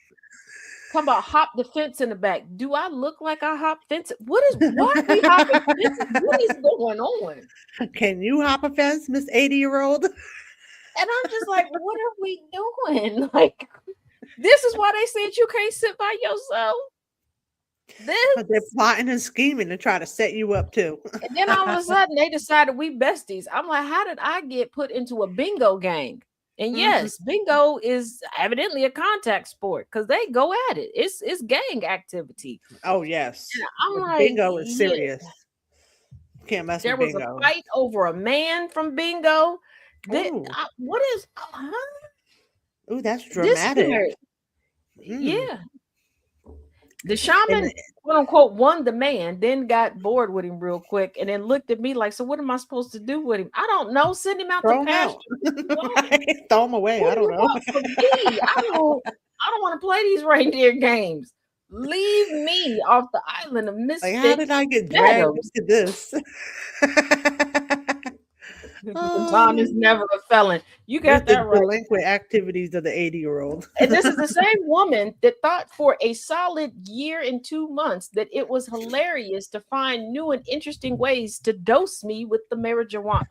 First time, I know what you're talking about now. Yeah, she brought me some tea. Again, I'm thinking, sweet old lady. Because looking at her, she looks so sweet, so innocent, like the grandmama of the grandmamas. So I'm like, oh, I don't feel why I drink the tea. Oh, I had a show that night. She got you good. Those that watched that show to this day, they were like, we could see the moment that it took over. They said it just waved over me. Just went over your whole face. I was fighting for my life. Then I was like, okay, cool. I'm not taking any more tea from her. Okay. She brought me some cookies and cream bars. Think lemon squares, but with cookies and cream. Okay. And I'm like, oh, these are good. And she was like, don't eat so many. And I'm like, girl, they're small. It's fine. Like, I'm not worried about gaining weight. And then she's like, she's like, if that's how you feel. And she leaves. And I'm like, she gifted them to me. popping them like candy, and here comes the side effects out of the It blue. was bad. It was so How bad. many how many did you eat? Like half of the pan. I don't even know how many it was. I ended up calling Courtney, Courtney, from the Yep. downstairs closet to get instructions on how to get out of the closet. For those of y'all that don't know, my good friend Courtney at the time was like 3.5, 4 hours away from me. Mm-hmm. Yeah. So then I was like, okay, no more sweet treats from her. If it's not prepackaged, I'm not taking it. Well, Right. sister girl bought one of those machines that you can like for people who like sell candies and stuff to pack. And Yeah. you can reseal packages. Oh wow. So then I just decided I'm not taking anything from her. I'm Like gonna say absolutely nothing. nothing is safe. Nothing.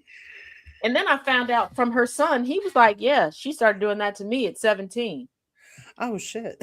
So you weren't gonna warn me? He was like, well, it's a She's rite of passage around here. she's a I'm not habitual in y'all doser. family. We're not related. I'm not in your family. What are you? You got dragged into the shenanigans. There was one time she got me so good. I promise you. First of all, it was a wonderful sleep, but I promise you, it felt like I slept a decade. Mm. I woke up and thought I slept through Trump going on to the lowercase place. Oh, When I realized, and I was watching TV, like, oh, I just want to find some footage of his memorial service. And then he walked out for a press conference. I was mad. And I was like, girl, you got some more of that. Put me back to sleep. right. I want to have that moment of bliss back. Hold on. I have something that looks like ash. Oh my goodness. Oh no, I can't do that. But I'm looking at this woman. Yeah. Now there was one time for one Christmas, she let me take one picture because she decided I was going with her to go get Chinese food. Mm-hmm. Love Chinese. And she's like, well, when I come, she's like, I'm going in here to pick up my order. When I come out, I'll stop for a second. You get your picture. And she's like, you can put it up for 24 hours. So I put it in my story. And the amount of people who saw it was like, yeah, she does look like a fairy. I told y'all. And it's like, well, can you post the picture again? No, because randomly she convinces somebody to let her go through their account to look at stuff on social media. And I was like, no, I'm afraid she will see it. Mm-hmm. And they're like, what do you think she'll do to you? All the bad things. We don't want to test it. We don't want to find out. One time she saw my content and she was like, you don't have a proper microphone? Like she bought me the little lapel mic. Oh, wow. Like, man, my content, I'm just using the mic from my phone. Mm-hmm. She was like, and you're still holding on to that phone. The phone that ended up like completely falling apart, but you were holding on for dear life. I'm like, girl, I'm broke. Hey, DJ. My phone is taped together, ma'am. I do not have microphone money. And she hit me with the how you got lady parts and you're broke. Oh, ouch. Ma'am? Damn. Ma'am, what have you been doing your whole life? That's straight for some change. Her and the ladies from Ocean's Exemplic, all of them are sitting pretty on some money, okay? Because they used to sit pretty on some military men. Oh. They were going for the score. Just also, yeah. Twin, all sorts of judgments. I was like, what the? Yes, exactly, Jay. That's how she got 3 houses. And I'm glad you brought that up, Jay, because I was stunned. I thought she just lived 2 doors down from me. Oh. No, this girl had 3 residences. 3? That's a lot. Oh, she was definitely like, strange. You ain't sold one of them yet? She's talking about, don't nobody need to know where I'm always at. Oh. She was bippity boppity booping from one house to the next, playing hide and go seek. Can't find me now. Oh, you thought I was like, over there? Girl. Now I'm over here. I'm like, what is wrong with y'all? Like, oh shoot! But they're the same ones after years of torturing me for their entertainment. When one MacBook died. They're the ones that showed up and was like, here for your birthday, here's a MacBook. Oh, that's sweet though. That's Yeah, it nice. was sweet after I verified that it was actually the MacBook in the box. Because at that point, I didn't trust them. Okay, because I knew I was their entertainment, and they always get, Hmm. "You're just so naive." Right. Catching you off guard with a So MacBook I box. just, You I got to had to make make sure because there's like, you you didn't opening the trust it. box right now? Yes, because I feel like if I don't open the box with y'all standing here, y'all gonna be laughing outside the door, and like a bunch of snakes gonna pop out or something. Like, Mm. no. You were like, I need a witness for this. One of you to witness this Yeah. for my safety. Because I'm like, that or like some type of fairy weed dust is gonna pop up out of this box, and then I'm gonna wake up and it's gonna be 2032. You wake up in the next realm. Right? Like, no. Oh, messing with them. Yeah. It's plausible. I'm like, no, I, I definitely understand your hesitation.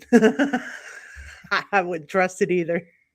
yeah, because my other neighbor was like, "That's so disrespectful. I would have been over the moon over the gift." I said, "No, no, no. I'm very appreciative. I am over the moon." I said, "But you've watched what they've done. Hmm. We're not." One setup after another. I think I've learned my lesson. I have to proceed with caution. I was like, absolutely, absolutely not. They had Just their like fun they with were the you. ones that told me about the wake up in Narnia. You're right, twin. They told me about the random house. Picture the house from the Pixar movie Up being Okay. behind a dairy bar. And for those of y'all that don't know what a dairy bar is, think of a small version of a Baskin Robbins. And Okay. I was like, why are we going to the back? And they're like, there's a house back here. Y'all don't kidnap me and put me back in this house. And they're like, no, no, no, no. Sure enough. Sure enough. And Okay. it's not like, oh, it's the back of the house. No, no, no, no, no, no. You drive into the parking lot, go to the back. Mm-hmm. The back parking lot is technically the part of the driveway to that house. How do you even sell the house? How do you, Right. and then I'm like, wait a minute. When the dairy bar is closed, they have one of those gates that come out and close in front, and they lock it. How does the person? You know what? I was like, I'm gonna ask too many questions. I'm gonna just go home. I'm never coming back to this dairy bar because now I'm questioning the ingredients that are being used on the other side of the. Right. Who's behind this operation here? I don't trust it one bit. And I'm like, how do y'all know that it's back? Why are you driving back there? Because of the size of the parking lot. I didn't know there was a back part of the parking lot because of how Right. big it was. And it connects to the one dog park I told you about that they just served beer, Oh yeah. Okay. which I'm like, that is so weird because people are like, how come you don't take your dog? Because all they serve is beer. And you gotta purchase something to stay at that dog park. I don't Right. drink beer, and I don't want to sit and drink beer and still gotta get home. Right. Exactly what you see. Don't be suspicious. So I'm like, how did y'all know to go back? And then I realized who I was talking to. I realized who I was talking to. Y'all probably didn't try to pull a heist on that house back there. You know what? Just leave me out of it. Just I don't want to be part of the setup. I don't want any parts. Trying to get you in trouble. I was like, mm-mm. Like that was about as suspicious as like when my youngest son's wife went into labor, and I go to the hospital, right? And it was after hours, so I went in the side door. And before I said anything, I didn't say who I was there with. He looked at me. He was like, "You're here for blah blah blah." Is she the only one giving labor? No. I Then how know did you who I'm know? here for. Right. They described you. What in Oh wow. particular did they describe? Your glasses, your shoes, and your cup. Oh, just telling all the business. Look out for this lady. Fair enough. Fair enough. Fair enough. Fair enough. Okay. They were given a warning. Oh, twin, when I got up there, um, because I was like, hey, don't call me until she's comfortable with people being there, because some people are like, hey, they don't want people sitting there forever and all this other stuff. Yep. And I technically live the closest. So I was like, you know, I can be low on the list. Like I can be there. Like I was 3-4 minutes away. Mm-hmm. So it wasn't just my son and my daughter-in-law that said that. No, her parents had described me. My other children who had popped up had described me. My nemesis had described that wench. Oh. And my milk dud head ass brother had described me. And evidently my dad had called up there to describe me. So everybody was in on it. Dropping the dime on Taz. Your glasses look aggressive. These are my what does George call it? My Dexter glasses. I like them. I'm like digging the glasses today. And they kind of okay. give y'all some insight into the mind of Taz when she's picking glasses. For some reason, when I saw these frames specifically in this color, to me, they look like an old school comic strip. Okay. Like color and the style. That's why I got. I know what you mean. The ones with the dots on the faces. Yeah, Jamila, I could not sneak in if I wanted to, because I was just like, because there was a lady there were actually 2 ladies in front of me, so I was just standing there patiently, off to the side. One lady goes up. I'm reading the little signs all around the little window that you got to check in at when you get through the first door. Mm-hmm. And I'm just, just making sure, because a lot of people in my family at that particular hospital have delivered there. So I'm like, I believe I know all the rules, but you still want to look at the signs, make sure, You're following protocol and where you got to be at and where you're in the right place. I didn't even get a hello. I didn't even get my hand all the way up to wave.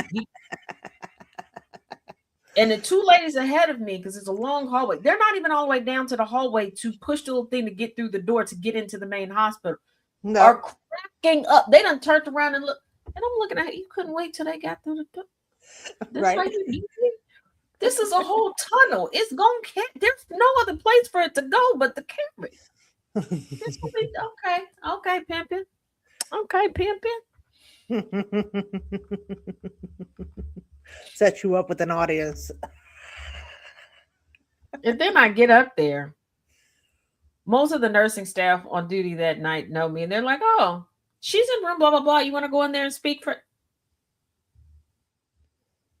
I'm not a part of the crew that's going to be in the delivery room this time. Right. It hit me with, you're always in the delivery room. You sure we got the blankets that you like? I'm not on. I'm a guest tonight. I'm not a worker. Right. I'm here visiting. Well, we told her you here, and she said for you to. I'm supposed to be just, I'm gonna go do this, and then I'm gonna go sit. What is wrong with y'all? Well, what snacks you bring in your bag this time? Oh, see, everybody does know snacks. Taz got the snack bag. Yeah. I'm like, not just at church, it's everywhere. And see, that's one of the things about living in small places, because that hospital has more stuff going on. There was a hospital that's closer to me, but you weren't getting all the bells and whistles there. But that one, yeah, they knew me. Yeah. They straight hit me. What snacks you got? They knew you, and if they didn't, they were warned about you. Just pulled out the bag. Here you go. Yeah, because there were 2 new nurses. They were like, "This the one?" Girl. And you're probably standing there like, "What? Oh, me? Like, what did I do?" And they're like, "Oh, nothing. You making noodles tonight?" Oh, shoot. No, I'm not making noodles. But you got the snacks. Yeah. And the one was like, you can use our coffee maker up here. Oh. Thank you. Appreciate it. Mm-hmm. I'm aware. Pull out your collapsible cup and make some coffee, put it in there. Yeah, they told all my secrets, Jamila. And one person was like, "Oh, and we knew you were coming. We got some hazelnut creamer for you." Oh, Wow, very specific. Nice. Trying to make you comfortable. Make One sure of you the had new all the nurses things was you like, like. "How do y'all know her?" And they're like, "Well, every couple of months, a family member of hers is up here giving birth, having a surgery, something, and her sister-in-law works here." She's like, her sister-in-law, they like each other. She's up here a lot. Mm. Taz is a regular here. Yeah.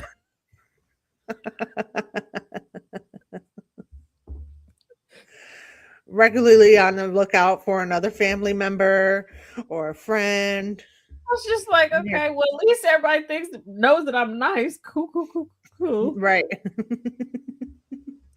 I was just like, dang. Like, just Everybody knows about Taz. like, Taz is yeah, like, I the hope it's truth, all the good real things you're thing. hearing about me. I hope it's all good stuff. Gosh. Right. Just like the nurse home my paternal grandparents were in, and then the assisted living facility that my granny was in. Yeah, I'd come in. The one time when I went to go visit my granny, they're like, "Oh," because I stopped to sign in, and I was waiting for the person, and they're like, "Why are you touching the book? 'Cause the rule said I gotta sign it." At this point, we need to give you a badge. If you don't go back, she waiting for you. And did you get her tikka masala? Yes, I got her chicken tikka masala. How do y'all know what I was supposed to bring? She told him. Yep. Be on the lookout for Taz. She's bringing me something And then it was like, special. since I no longer have to sneak this stuff in, does that? And they were like, no, you still got to bring us a pie. Okay, here's the bag with Oh. the pie in it. We Cause still need the bribe. I used to, cause my granny, when she got older, there would be times she would be in the ICU. Mm-hmm. So to be able to sneak her in the food that she wanted, because she was not going to eat hospital food, depending on the hospital she was in. Right. I knew some of the nurses, so I would either make them a sweet potato pie or apple pie or something like that and slide it to them. And then in the assisted living, Mm-hmm. for a while, because her favorite was like Indian food. They were like, but then they moved her away from some people who had some allergies. So I wasn't supposed to have to bribe them anymore, but I still did. Right. Just to That's keep everything copacetic. Yep. It is. Okay. My obsession with snacks, I get it honestly. I've told y'all how my mother would go when she went out to dinner. She would order dessert to eat there and order her meal to be made and packaged for when she left. And then my Mhm. granny, like, I don't know when it started, but like every Saturday we'd get together, Mhm. go shopping. We'd have snacks in her car, and my papa kept snacks in his car. I guess that's why I started having like a container to keep snacks in the car too when the kids got older and had activities. And we'd have snacks in the car. We'd have like lunch and stuff out. Everything like kind of. Now that I think about it, me, my granny, my mom, and my auntie were the golden girls. Because That's I'm not a like, bad group to be. I needed to talk to them. We had cheesecake and we sat around the oh my god! I bet the Not the golden girls cheesecake. I'm choking. I'm so yeah, screaming. that's what we would do, and Have your little powwow over some cheesecake. yeah, and Awesome. like my mom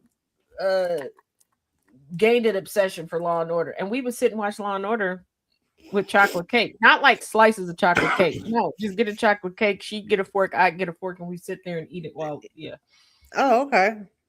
That's fun. I want some chocolate cake. I want So yeah, cheesecake too. See, you always making me hungry. that's what we do. Now there was one time, boy, did we do some fat shit. Okay. That shit. Big back, big back. There was some type of storm, and the four of us, we were at my granny's house. Everybody else was at our house. How that happened, I don't remember how or why that happened. Now, my granny had a thing for, especially if we spent the night around the time, like right before Arsenio Hall would come on, we would make like some type of dessert. Now, she had one pie pan that had like a cheesecake recipe written in the pan. Oh, okay. So we decided to make that, right? But then my aunt was like, well, we got some ingredients to make a chocolate cake. My mama, big back ass, decided that halfway through the cooking process for the cheesecake, we would take it out and cook the chocolate cake halfway and then put the chocolate cake as the middle layer, Mm-hmm. finish cooking it together, and then icing it all up. Oh, I'm that's a, surprised. that's a big back activity right there. Yeah, Sounds good. Was it delicious? it was. This is why when people tell me like about like, oh, if you stayed up to watch Arsenio Hall with your granny and they would talk about shows, first of all, It was snack that's time. once or twice a month with my granny. It wasn't like I was watching all of the shows, okay? I wasn't Mm-hmm. allowed to be up that late. And two, 9 times out of 10, Because I would Arsenio sit came at the on phone. late. That was a Yeah. late. I think it was 11 or 12. Arsenio came on. And then think about it. Your granny handed you like fresh apple pie and like a couple scoops of ice cream. Yeah, I'm hyper. I don't know what Arsenio's saying. Then chocolate cake with You're just cheesecake in the happy you middle. got pie. I'm on a sugar high. I don't know what's going. Right. Look, I'm not concentrating on TV. I'm concentrating on my plate of food. And my poor Papa, the king of a trunk full of little Debbie's, would wake up in the morning mad. So y'all just gonna keep not waking me up to share the snacks with me. I had pie. They had pie without me. What the hell? And my granny was like, she would say my aunt and uncle, they didn't get any. And she would say my brother, like, they didn't get any either. And then he would stand there for a minute, perplexed each time and go, the two of you ate. Yeah, Yeah, we did. with And we're no gonna shame. do it again tonight. Mhm. We're gonna do it again tonight. Don't While get you were it twisted. sleeping. While you were sleeping, we ate a whole pie. We And ate a keep whole in chocolate mind, cake. my papa is the man that I told you because people were like, I was a teenager, you would go to concerts with your grandpa because he would go and fall asleep. He would pay for whatever ticket. I would have the best tickets. He would get something to eat and go to sleep. Through the He would concert. either hand me cash or his credit card. Mm-hmm. He would tell me what I was allowed to get, what I wasn't, and he knew I wasn't going to venture too far because of my anxiety. It didn't. Right.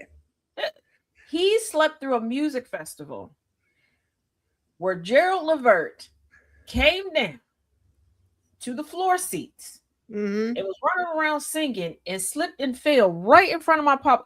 Crowd erupted in laughter. My papa did not move. He He did was not still wake up. sleeping. That Oh man was wow. gonna get his sleep. Okay, he was gonna get his sleep pretty bad. His favorite saying for the weekends is he said he wasn't putting lotion or no type of anything on till Monday when he had to go back to work because he said, and I quote, I'm waiting for my natural oils to come Oh, okay. Natural oil. out. I love that. Yeah, like he would, and don't be in the bathroom too long because when you come out, he just walk past and just crinkle up his nose and goes, "Did you do?" Putting you on blast. He's like, I'm like, "Did damn. you do?" And there was one time I was changing clothes, and I was like, "No, I changed clothes." He was like, "Oh, our bedrooms aren't clean enough for you? They're not my bedrooms, and you Mm. got 2 bathrooms." Like, he's like, the only person that used the bathroom downstairs is your granny. And I thought about it, like, who does use it downstairs? My granny had all her hair supplies, everything. Because I'm like, where does granny do her hair at? Downstairs in And the until bathroom. he said that, I was like, who does use the bathroom downstairs? And I was like, yeah, everything is set up specifically for her. It was nice and tidy. Like you could go in there. I don't know why, even if we were downstairs, why we didn't. And then adulthood hit. And I realized when you came downstairs, if you didn't know when you came out the hallway to look to the right and go all the way to the back, you wouldn't know the wall and everything. It was flush with that door. Right. And there were bookshelves right there. Of course, there were. And I was like, I think we forgot that the damn room existed. Right. Right. You walk by it every day, but forgot it was even there. Yeah. I was like, oh, okay. You got a whole bathroom hidden back there. Mhm. Everybody was still going upstairs to use the bathroom. Yeah, everybody went upstairs. And I remember there was one time two of my brothers had to go at the same time and they wouldn't go in the bathroom together. And my mom was like, "You're related and you're both boys. Like, it's okay to go in together." Like, Right. she's like, "I'm not telling you to cross streams. Like, just no, no." And she's like, "Well, go downstairs and go to the bathroom." And one of my brothers was arguing my mother down. There's no bathroom downstairs. I didn't say anything because I was like, "Is there a bathroom?" Trying to run through the layout of the house in your head, like, damn, wait a minute, is there? Like, she did used to live with them, so I mean, she would know. Like, Right. and then I was like, "Oh shoot!" And this is during the time where, like, every Saturday we had a movie night at my grandparents' house downstairs. Wow. And then I was like, you know what? I never stayed awake long enough to have to go to the bathroom. The room was hidden in plain sight. I was just like, what the? Huh? Alrighty. Oh, okay. There really is a bathroom back here. Damn.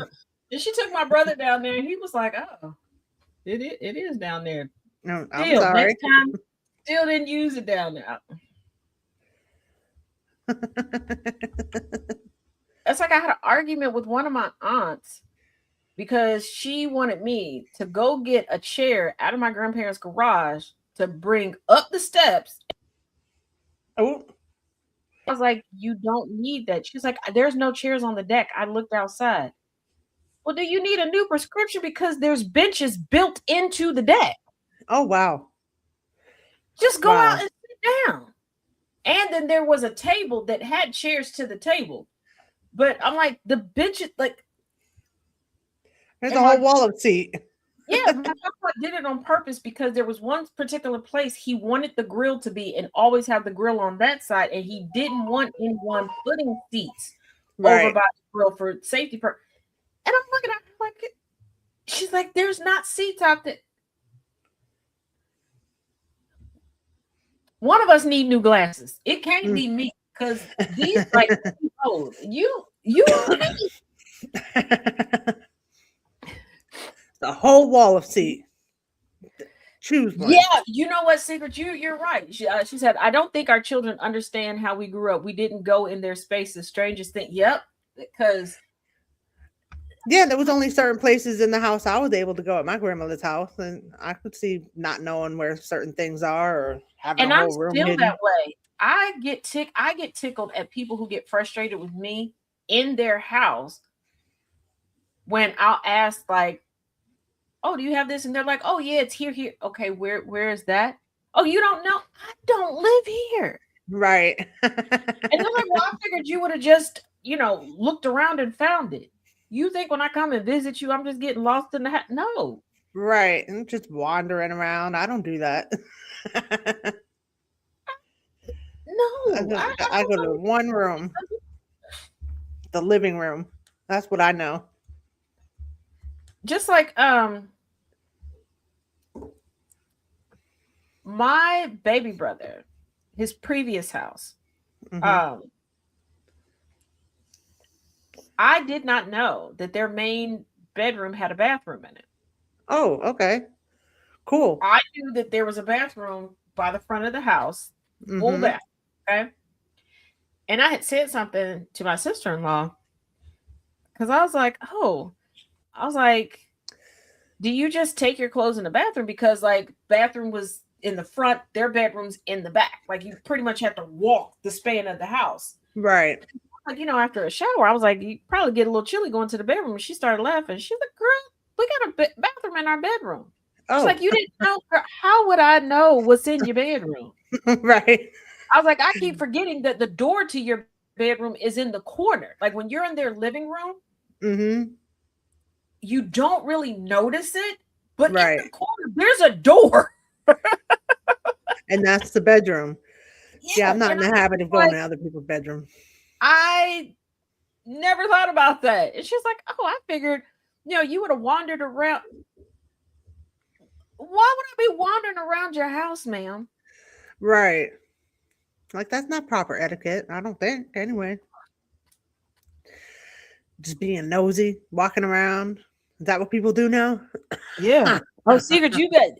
I still at my dad's house. I still ask for stuff, and he took him and my stepmom. Oh, just go in the refrigerator and get the. No, and let me explain something. Don't come to my house doing that. Mm-mm. Now, there once upon a time, I dated someone who got pissed at their own set of friends. I was at their house, right? Um, we had I had got some groceries, they had got some groceries. We were gonna cook all together and then split the stuff. I was gonna take some stuff home, they were gonna have some stuff. Okay. Mm-hmm. Um, they had invited some friends over, and I was like, okay, let me go ahead and pack my stuff up. I cannot afford to share right now. Right. I had to have like 2 unscheduled surgeries on my leg. They were not fully covered by insurance. And I'm like, not to be rude, I can't afford to share. Like, this is why we're splitting this. So I was like, let me get my stuff. And I live within walking distance. So I was like, I'm going to take that stuff. As I'm leaving, I told them, oh, yeah, you can help yourself to anything. Anything? So I take my stuff. Over the next course of weeks, we're hanging out at her spot. Cool. Every time they left, she's pissy. I bought this and this up. You're the one told them to help themselves to anything, make themselves at home. Mm-hmm. I notice you never say that to people, and I feel like that makes people feel uncomfortable. Then they don't need to come visit me because do not feel at home. You don't live here. Right. Yes, I want you to be comfortable, but do not feel it. Because We're feeling not at helping home ourselves to the refrigerator or any of that crap. and feeling at home means something different to different people. Mm-hmm. Definitely And does. I've heard Some more people like to put stories. their feet up on the table and things like that. No, we don't do that. Somebody's out here blasting shebang. Oh my goodness. Shebang. Shebang. She moves. But no, because I've heard horror stories where people are like, oh, they left a room, came back, and somebody been naked. So came back, somebody's in their bedroom going through their jewelry. Just like Wow. people have said that they put like things in their medicine cabinet to fall out of people going there. I'm like, I did not know until social media that folks were going through people's medicine cabinets. And I'm not saying I probably know some people who have, they just know better than to tell me that. But I was Right. like, That's really nosy. I'm like, did they send you in there to do like Right. Who does that? But I guess there's people like that wander houses and snoop through the medicine cabinet and go into the shebang, refrigerator. Drake's shebang. Oh, I like the shebang. I was doing that. My ex-boyfriend's ex-fiance straight up are out messaging out the dang bottle. Oh my goodness. I messed up. Yeah, but see, I was like 16 or 17, and in the same week, one weekend I was at one set of grandparents, the following weekend I was at another set. Both sets had sent me into the bathroom to get something out the medicine cabinet. First of all, I had to keep reminding myself, and I think I said it out loud. I think that, okay, they said I could go in there. And opening the medicine cabinet was like something magical. I don't know what I expected to find in there. Right. Right. Like, oh, what's in here? But I was just like, oh, like this does not. It was just like floss and like some aspirin. I think I was sent to go get like aspirin or something or a Band-Aid. But I was just like, like the only medicine cabinet that I knew what was in there regularly was the one at home. Right. Because my mom was like, she always made sure we knew where like first aid stuff was at. And anytime something ran out, it was kind of my job to make sure it was put on the grocery list and then put away. Like it was my chores to like let my mom know if something was running low. Mostly because I'm the sickly one, and 9 times out of 10, you were the one that needed it. Because some people were like, that was a chore for you. That's what my mama said. Okay, I wasn't gonna argue with her. Right. Like, if they had you out there chopping logs, I'm sorry, but that's what was considered one of the chores in my house. My mom was a nurse. Ours was stocked. Yeah, that medicine cabinet was stocked. So yeah, it went to the closet. I knew it was in there. I was like, I knew what was in there. And then we had like a corner of a shelf in the bathroom closet that also had like supplies and stuff. And because my granny worked at a hospital, we had gauze and a lot of ace bandages. Right. And I'm stuff. about to say, like, buku medical supplies, right? Something Yeah. about those nurses bringing home stuff from work. Man, my mom was stocked to the So brim. I'm like, I knew where all that stuff was, and I knew, and I don't know why. Like for my I never thought about what would be in their medicine cabinet till they told me to go get something out of it. And then I was like, oh, this is like I walked into a Fifth Avenue condo or something. Wow, what's this? What's this? Ooh, Hey, this is new.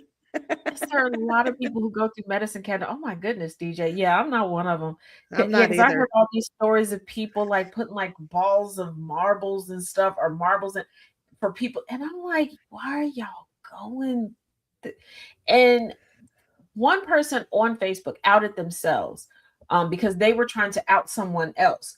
They were, and I don't know why this is people's go-to, like trying to insinuate that somebody has AIDS or HIV, right?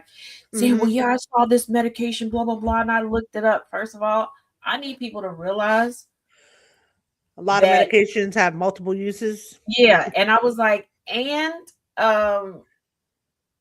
first of all, you look suspect knowing the list of medications for one particular ailment. Right. But this Right. person tried to out another person going, oh, they're taking a med. And the person was like, one, I'm not the only person that lives in the house. Mm-hmm. Two, that's not what that medication is for. The person misspelled when they decided to Google the medication, misspelled it, which I thought Oh, was so you hilarious. can't even Google right. That's crazy. But I'm like, y'all not even looking at names, but also, so what? This is not somebody that you're sleeping with. And if you feel the need to go snoop instead of ask questions, that's the problem. Yes. Like, that's, I don't like that. And I ended a relationship really Invasion of privacy. I don't know if you could call it a relationship. It was like maybe a month or two in. Situationship. Yeah, because this person decided they were going to Google me. Oh. Okay. That's weird. Now, I don't know. I would Maybe it's say not. that's okay if this person, I thought this person was smarter than what they were. I was manipulative, y'all. I was manipulative. This situation showed me that they were really stupid because they decided, one, that at 28 years old, I was over my prime. I was beyond my prime. Oh. Wow. I was like, okay. Mind you, they were a few years older than me. But also, because you can, depending on like social media interactions or different things, your name can be attached to certain people. Yes. So Yes. instead of asking me who people are, well, I think you got something going on because too many times your name came up with this person. Oh. Y'all family members of mine. Mm-hmm. And they're like, no, they can't be a family member because y'all don't have the same last name. Like marriage and different branches of the family don't exist. Right. Different size of the family and everything else. But I asked, I said, did you look at where our names are attached? Like, did you look at why our names are attached? Family reunion, me being tagged as a photographer and as in pictures. So many times with the same collection of cousins, because everybody got them cousins. Yep. Y'all get together, it's gonna be y'all over in the corner. So of course, when people are walking around taking pictures, it's always the same people together. It's the same 6 of us. So every year, each year, getting tagged. The same 6 people getting into shenanigans in the corner over there, getting their pictures snapped. And then the other one, my brothers. It was like, well, why would you be so attached to your brothers? Maybe because we spent quite a few years living in the same residence, and the attachment was from when we had to go through probate when our mother passed away. And at the time, because we needed each other's assistance in mourning, we all moved into the same residence. Okay. Hey, that's pretty cool. I was like, so you get mail and stuff all at the same. At the same house because you're all staying there temporarily. And I was like, yeah, you looked me up on white pages. Yeah. Mm, So it's gonna tell you who was in the house. Are you yeah. well? Are you dumb? Trying to make stuff up and Okay. it's not there. Trying And I was to like, so what fabricate some made things you about you. Google?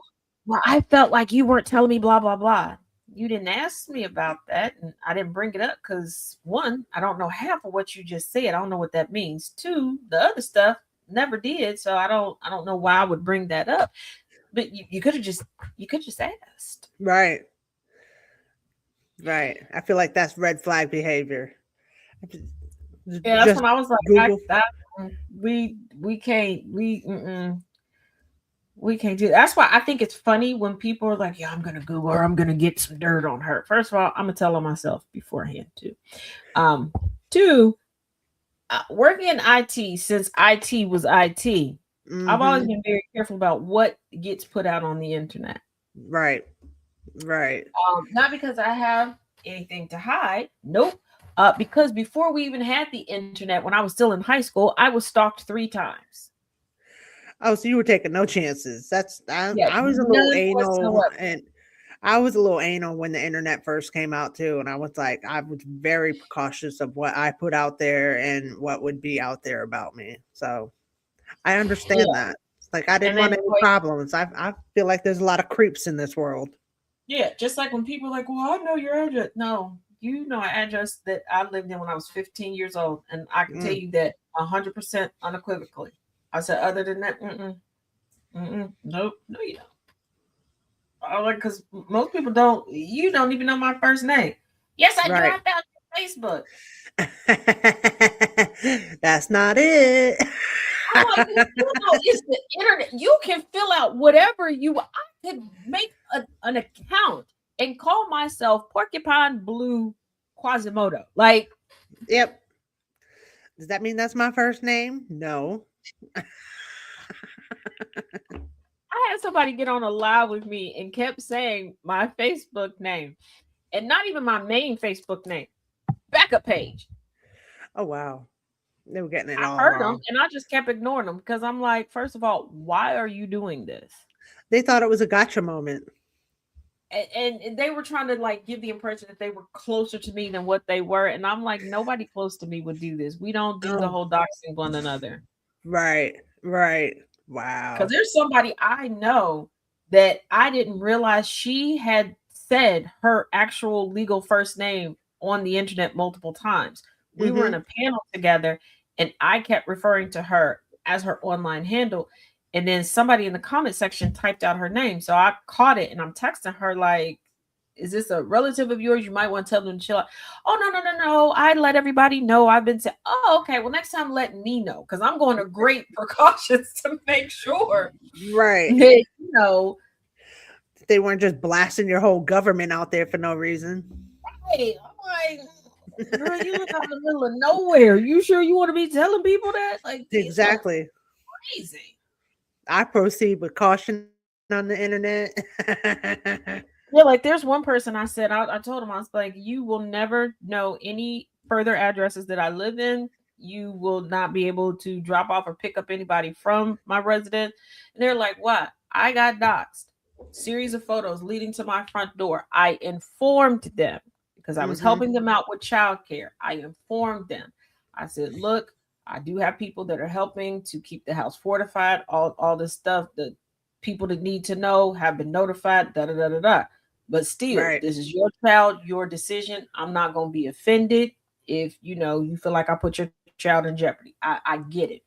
No, no, no, no. They can still come. They're going to start this program in 2 weeks anyway. Da da da da da. Walked out my door. 10 minutes later, my phone is blowing up. I'm getting all sorts of notifications. People are calling me, texting me. This goofy heifer went outside my door, put her kids in front of my door, right underneath where my address is visible, and took pictures. Oh wow. I That's was a like, way I to put somebody on blast explained street. to you what she was not taking me getting doxxed seriously. Right. She's like, oh, nobody will show up. Just Ma'am, gave them there all the are creepy, information. not to mention, I said there are creepy people that would show up just trying to do something and take your kids. Right. Like they may not show up for me, but like, can you not? And I'm kind of glad she did that. She did take those down, but I got her to take some other pictures down because I realized this was a pattern for her. Every place Oh, she went, instead of just taking pictures of her kid facing any other direction or inside the house, because all of these right. people I knew they didn't have a problem because there were places in their homes that were indistinguishable. Like three of us by our front door, you couldn't tell whose house you were at. Right. And Our front basically doors had the at the same time were stuff. very generic. We just all had one particular coat rack because we all were at the same store and got the same coat rack for $5. Hey, I need a $5 coat rack. Hey. Right. It was, hey, I need a coat rack. Saw it at the store. One person was like, hey, they got these coat racks. We each got one for $5. That's it. Like, that's how that If you happened. take a picture there, you can't tell whose house you're at between the three Right. of you. She was going out in front of everybody's house. And I'm like, you're doing it right under the app. I'm like, girl, Yep. like don't do that. Yeah, I was very good about that, taking pictures and not having distinguishing landmarks behind me or, my address or wherever. Yeah, because she No. tried to get on me and she's like, you have pictures from when your kids were younger at the bus stop. I said, to this day, there are people who were our neighbors for decades that I have to tell them off at where those pictures were taken because they couldn't place them Right. because of how I took them. I'm like, girl, I've been careful. Mm-hmm. Now, there's one picture I still haven't posted because it's the cutest picture of my youngest two, where I'm standing at the top of the steps, zoomed in down at them, Right. because that's when their bus stop was in front of our house when my cousin was still the bus driver. My dad, who raised us in the house that I then raised my kids in, I still have to remind him that that picture was taken at that house. Taken He was in like, front of the no, house, right? no. Yep. He was like, no. And I was like, and when I tell him, I'm like, Dad, I'm standing up. And when I tell him where I'm standing, and he goes, oh, yeah, you're right. Plus, I also slightly tilted the camera. Yep. So it kind of skews how, like, because there's a wall there, how the wall comes into the picture. It kind of looks like it's part of the sidewalk. And I was like, yeah, that's in front of the house. I'm like, yeah, yeah, no. Just like I did a video in front of the house here once. You couldn't tell I was in front of a house at all. And somebody was like, you're giving your location away when I posted a picture of Harley Pup running around in the backyard. You can only see the inside of the fence there. Right. I was like, you can't see you can't even see my neighbor's yard. I was like, all you see is her hop, skipping, and jumping around. And quiet as kept, I don't think y'all want to come and fight Harley Pup. Okay. I'm pretty sure she is the animal whisperer outside. Okay. Because I know she got the squirrels on her side. The squirrels are definitely on her side. And there's like 2 or 3 new cats I ain't never seen over here before. So I'm pretty sure she done recruited them too. Yeah, don't do it. Don't. Y'all have never seen She's the got movie them Willard. corralled into the bunch. Yeah, you might want to watch the movie Willard. Don't do it. Ooh. I'm pretty sure she is the Willard. I haven't seen that movie in a long time. Yeah, I used to have it on DVD. I think my dad took it and hid it. I think he was concerned about me and the amount of times I was watching that movie. He was like, this is an unhealthy obsession you have with this movie. I'm taking it. Yeah, I could never fight that innocent pupper. Inferno, I don't suggest anybody fight her. Yeah. You want to visit Harley, you got to tell her. You definitely have to warn Harley. Harley is not one for new people and visitors. Oh She is yes. very sweet Mm-hmm. over the phone. She is very sweet when you at a distance. But very protective of her people. But Do she not is the cross the line. epitome of who over there. I'll Yeah. come. Like I said, I was gonna come, but tell me who over there first. You don't know who coming. Well, once everybody comes, you call me back and tell me who over Right. there. Before I come, I need to know who all is there to make sure I even want to be there too. Right. Yes, Inferno, she is a Disney princess. I kid you. I keep trying to. I gotta remember. Well, first, okay, I got pockets today. I'm gonna try to remember when I take her outside to like take my phone because that's what I have to do. Take my phone and like start recording, and I just cut it out after I stop. Start recording as I let her out. Other than that, if she catches me with the cat, oh, it's over. Because I want to catch her having her little squirrel meeting. Mm. Because the first time it took me off guard because I was telling Chaos like I had the phone in my hand, but I was so taken aback that it's three squirrels just sitting on the fence looking at her, and she looking at. My brain glitched. Like, what the hell is going on here? They were Yeah, because I'm like, well, yeah, co-conspirators. I gotta remember to just like have the recording and just pull it out my pocket and just get it, like, because I just be like, But if she what the catches heck? you, she goes into stealth Yeah, mode. she'll freeze. Like if she's running around doing her little jumpy leapy thing, soon as she sees my phone, she'll just stop and just stare at me. Oh wow. And then when I stop, she goes back to Ow. do. Like in one of the videos, you can tell that she's caught me because she just stops and just stands there. Oh.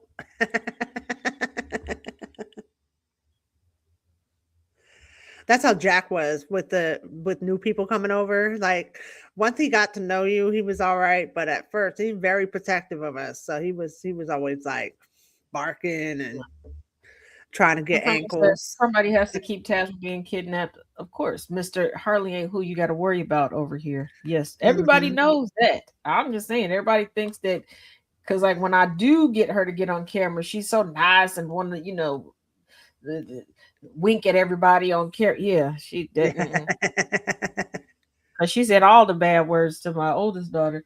And she was looking at her like, why are you here? Oh, you taking attention? Oh, Oh, we you got can't to have go. that. Yeah, we can't have that. Because I promise you, it seemed like she smiled when she left. I have 8 pitties, all with different attitudes. My youngest is turning into my oldest. He's taking his spot. Yeah. I have a friend that used to rescue and raise pitties. And he had 2 that he had when we first became friends. He was my breakfast buddy. Um, on Breakfast is Thursdays, our fun. kids had the same schedule. We would he always got coupons to this one breakfast spot. So we would go and we would split one breakfast together. And the first 2 pits that he got, I had a little Maltese Pekingese mix. We would go walking our dogs together. And his pitties would look at my dog like she was Cruella de Vil. Like, Oh. and I'm like, she don't want nothing. She just refused to walk in grass. So he would be in the grass with his pitties because they loved it. They'd be like, I said that they were skipping around because that's what it looked like. And she would be on this path, just not touching a bit of grass. I'm like, oh my goodness. I keep forgetting that you have the Pitsky too, Dana. The Husky and the Pitsky. She's just downloading his information. He's my senior on hospice. Oh, we know Harley is innocent though. She just takes her job. And she does She take her takes it job very serious. seriously. Yeah. And she is snitch. But it's all love, Taz. It's all out of love. No, the snitching ain't love. The snitching is not love. And she be shit talking me to him. I promise you, they be in there just commiserating over And what it's like chaos to encourages be. it, I'm sure. I'm sure chaos Like I'm encourages the all problem. behavior. Just sitting there, because sometimes I'll be doing something and you just hear her. Shit. was in the kitchen cooking. I come out. She's laid out, half on her bed, half off, just looking at me like, ah, you again. Oh, with the attitude. Who else do we know is a bougie snack oriented snitch? You know what? This is one of those she needs to do as I say, not as I do. Right. But I do Right. have a long history of if you want to know what happened, just give me a snack. And that I get from my grandma, because me and my one brother were talking about it. Especially if she wanted us to snitch on our grandfather. Because he would try to tell us, like, don't do that, I'll get you this, that, and the other. She would call us in the kitchen. What you got a taste for, baby? Oh. You ain't had such and such and such and such in a while. And I know that's your favorite. And she would already be in the process of cooking it. What your Mm-hmm. granddaddy do today? Did he go down by that racetrack? Did he bet on them horses? What? I don't know what he did. Oh, it would be ashamed if I gave this to your cousins in the basement. Oh, just I'll lock all outright of bribing you. them. Like, you know what? I think he did. I don't know, but I'm gonna go find out. I'm gonna go ask him. I was always running recon on my granddaddy. Trying to get the information. And there was one time he was so mad at me. He's like, I ain't taking you with me no more, because you always telling. Well, the snack is right, then so I gotta come forth with the information, especially for First the of all, snack. sir, I asked you for a hot fudge sundae. You told me no. I came home and she made me one from scratch. You could have bought my silence for $2.99. Yep. So if you weren't so cheap, I'd have your secrets. Right. Like my one uncle, he would give me a smooth $5. Take me to the little store up the street Mm-hmm. that sold the real big Reese cups at the time. Okay. Like they had the big Reese cups like now you can get from Cracker Barrel before like we had Cracker Barrel. Right.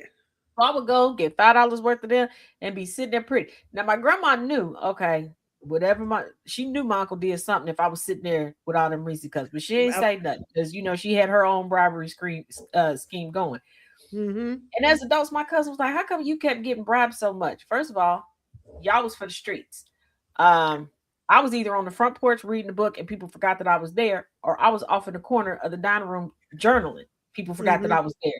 So I was unwittingly hearing everybody's business. business. All the business. And it was like, so what is everybody up to? I have no idea.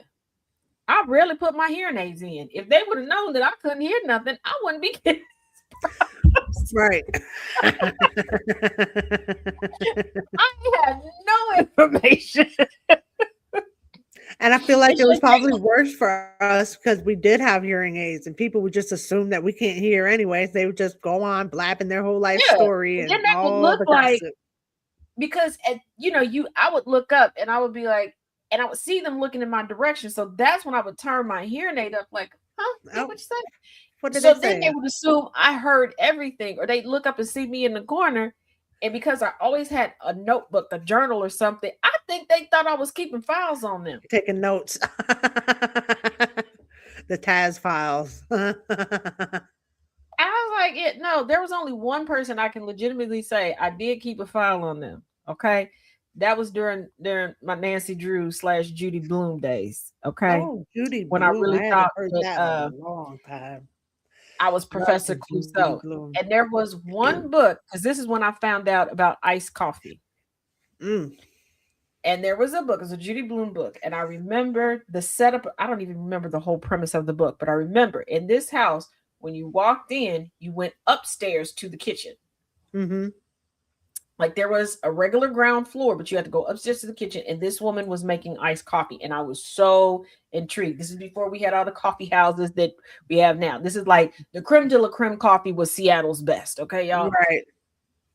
So I'm so intrigued. And at this point in time, I feel like I can solve everything. Okay. I felt like Murder, She Wrote was me. Okay. I felt like it was me. And I decided I was keeping a file on the boyfriend of a guy that my mama's friend was dating. Oh, okay. I wasn't too off base. I wasn't. He was a creeper. He died in prison for the molestation. Um Oh, okay. and So you're he got definitely the busted right out. person to keep a file on. Yeah, he got busted out because he busted me taking notes on what he was doing. Like, I don't know what made my spidey senses tingle regarding him, but it was literally like one day. I was like, I'm gonna keep an eye on him. Yeah, something's And off. later that day, my one Something's auntie took me iffy. to the store and was like, "What do you want?" And I got a composition book. Oh, okay. And in that composition book, the time I saw him, I mean, I had dates, times, what he was doing. You kept a whole log. Oh wow. All the Every comings time and I seen it, goings. I was writing it all down. And he saw me and got mad and was going off on me. And a few things he was saying, I remember not knowing what they meant.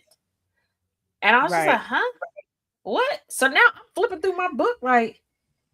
Because some things, while keeping track of him, I was also writing down random words that I didn't know the meanings of, then going back and writing the definitions. So I had random definitions written in here also.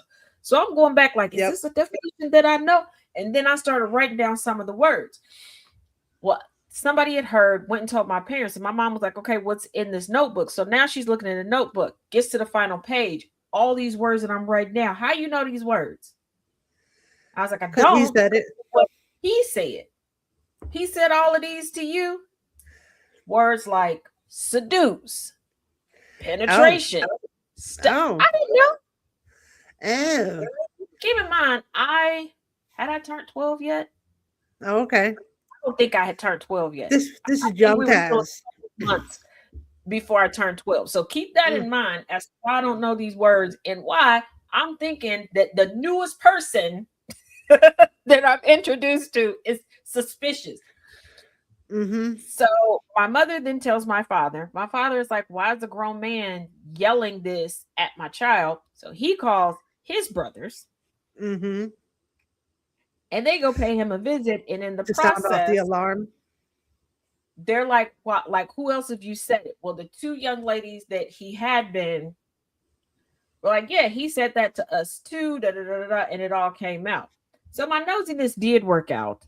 And one of the mothers had suspected and had been talking to the girl, and he had threatened her, and the girl just didn't want to say anything. But so my Mm. nosiness did work out. But I was like, oh. Now after that, did I no.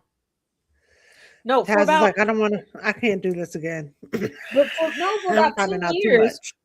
much. For about 10 years. Did I keep like little notes on any new man that came into my No doubt. my purse notebook, that's what that started off with, me Oh. keeping tags, and then it evolved into, oh, I got this random thought in my head, oh, I came across this, what does that mean? Mm-hmm. And that's how the journaling began. Yeah. So, but from time to time there are some people whose name where I'm like, oh, I got to A let me go look. journaler was born. Yes. But there you have it, y'all. We come to the end of another Talk About It Tuesday. Now, tomorrow is our last day together. And because I feel like I still want to give y'all a laugh for the week. We're gonna mosh pit it all up. I'm not letting y'all call me tomorrow because I'm afraid of what y'all would say. And I got enough anxiety. But we're gonna bring up Fun News Friday. So the last part of the show tomorrow will be videos. I may regret this, so go ahead and get your submissions in today. Okay. Jesus, Marion, am I afraid? Very much so. Because y'all not well. You And I just don't said some believe, doozies. yeah, because I don't believe y'all take the proper dosage of the medication. I think y'all trying to stretch it out too much in this economy. We need our I'm trying to make it pause. last. Let me cut this one in half. Yeah. Oops. So we're gonna get that in. We're gonna get that in tomorrow. And hopefully Okay. we'll have more videos and less news. Hopefully this administration will chill since they put so much news out today. Right. Like we need a little And break. I will be very just like with in Texas, when everything is tallied, I will update. I'm not going to go live just because tonight there is Browse High Exalted and Heart to Heart with Pastor Gia all going. Yeah. But we got California doing their thing and a couple of other things. So as results come in and things are called, I will put it out just like I did for Texas. I don't think that there's a need for me to sit and be live like when it's actual election night. Right. Also, next week, I will officially make public for everyone the wedding registry, and I'm going to do an online like shower bachelorette party thingy where we can just like vibe out together.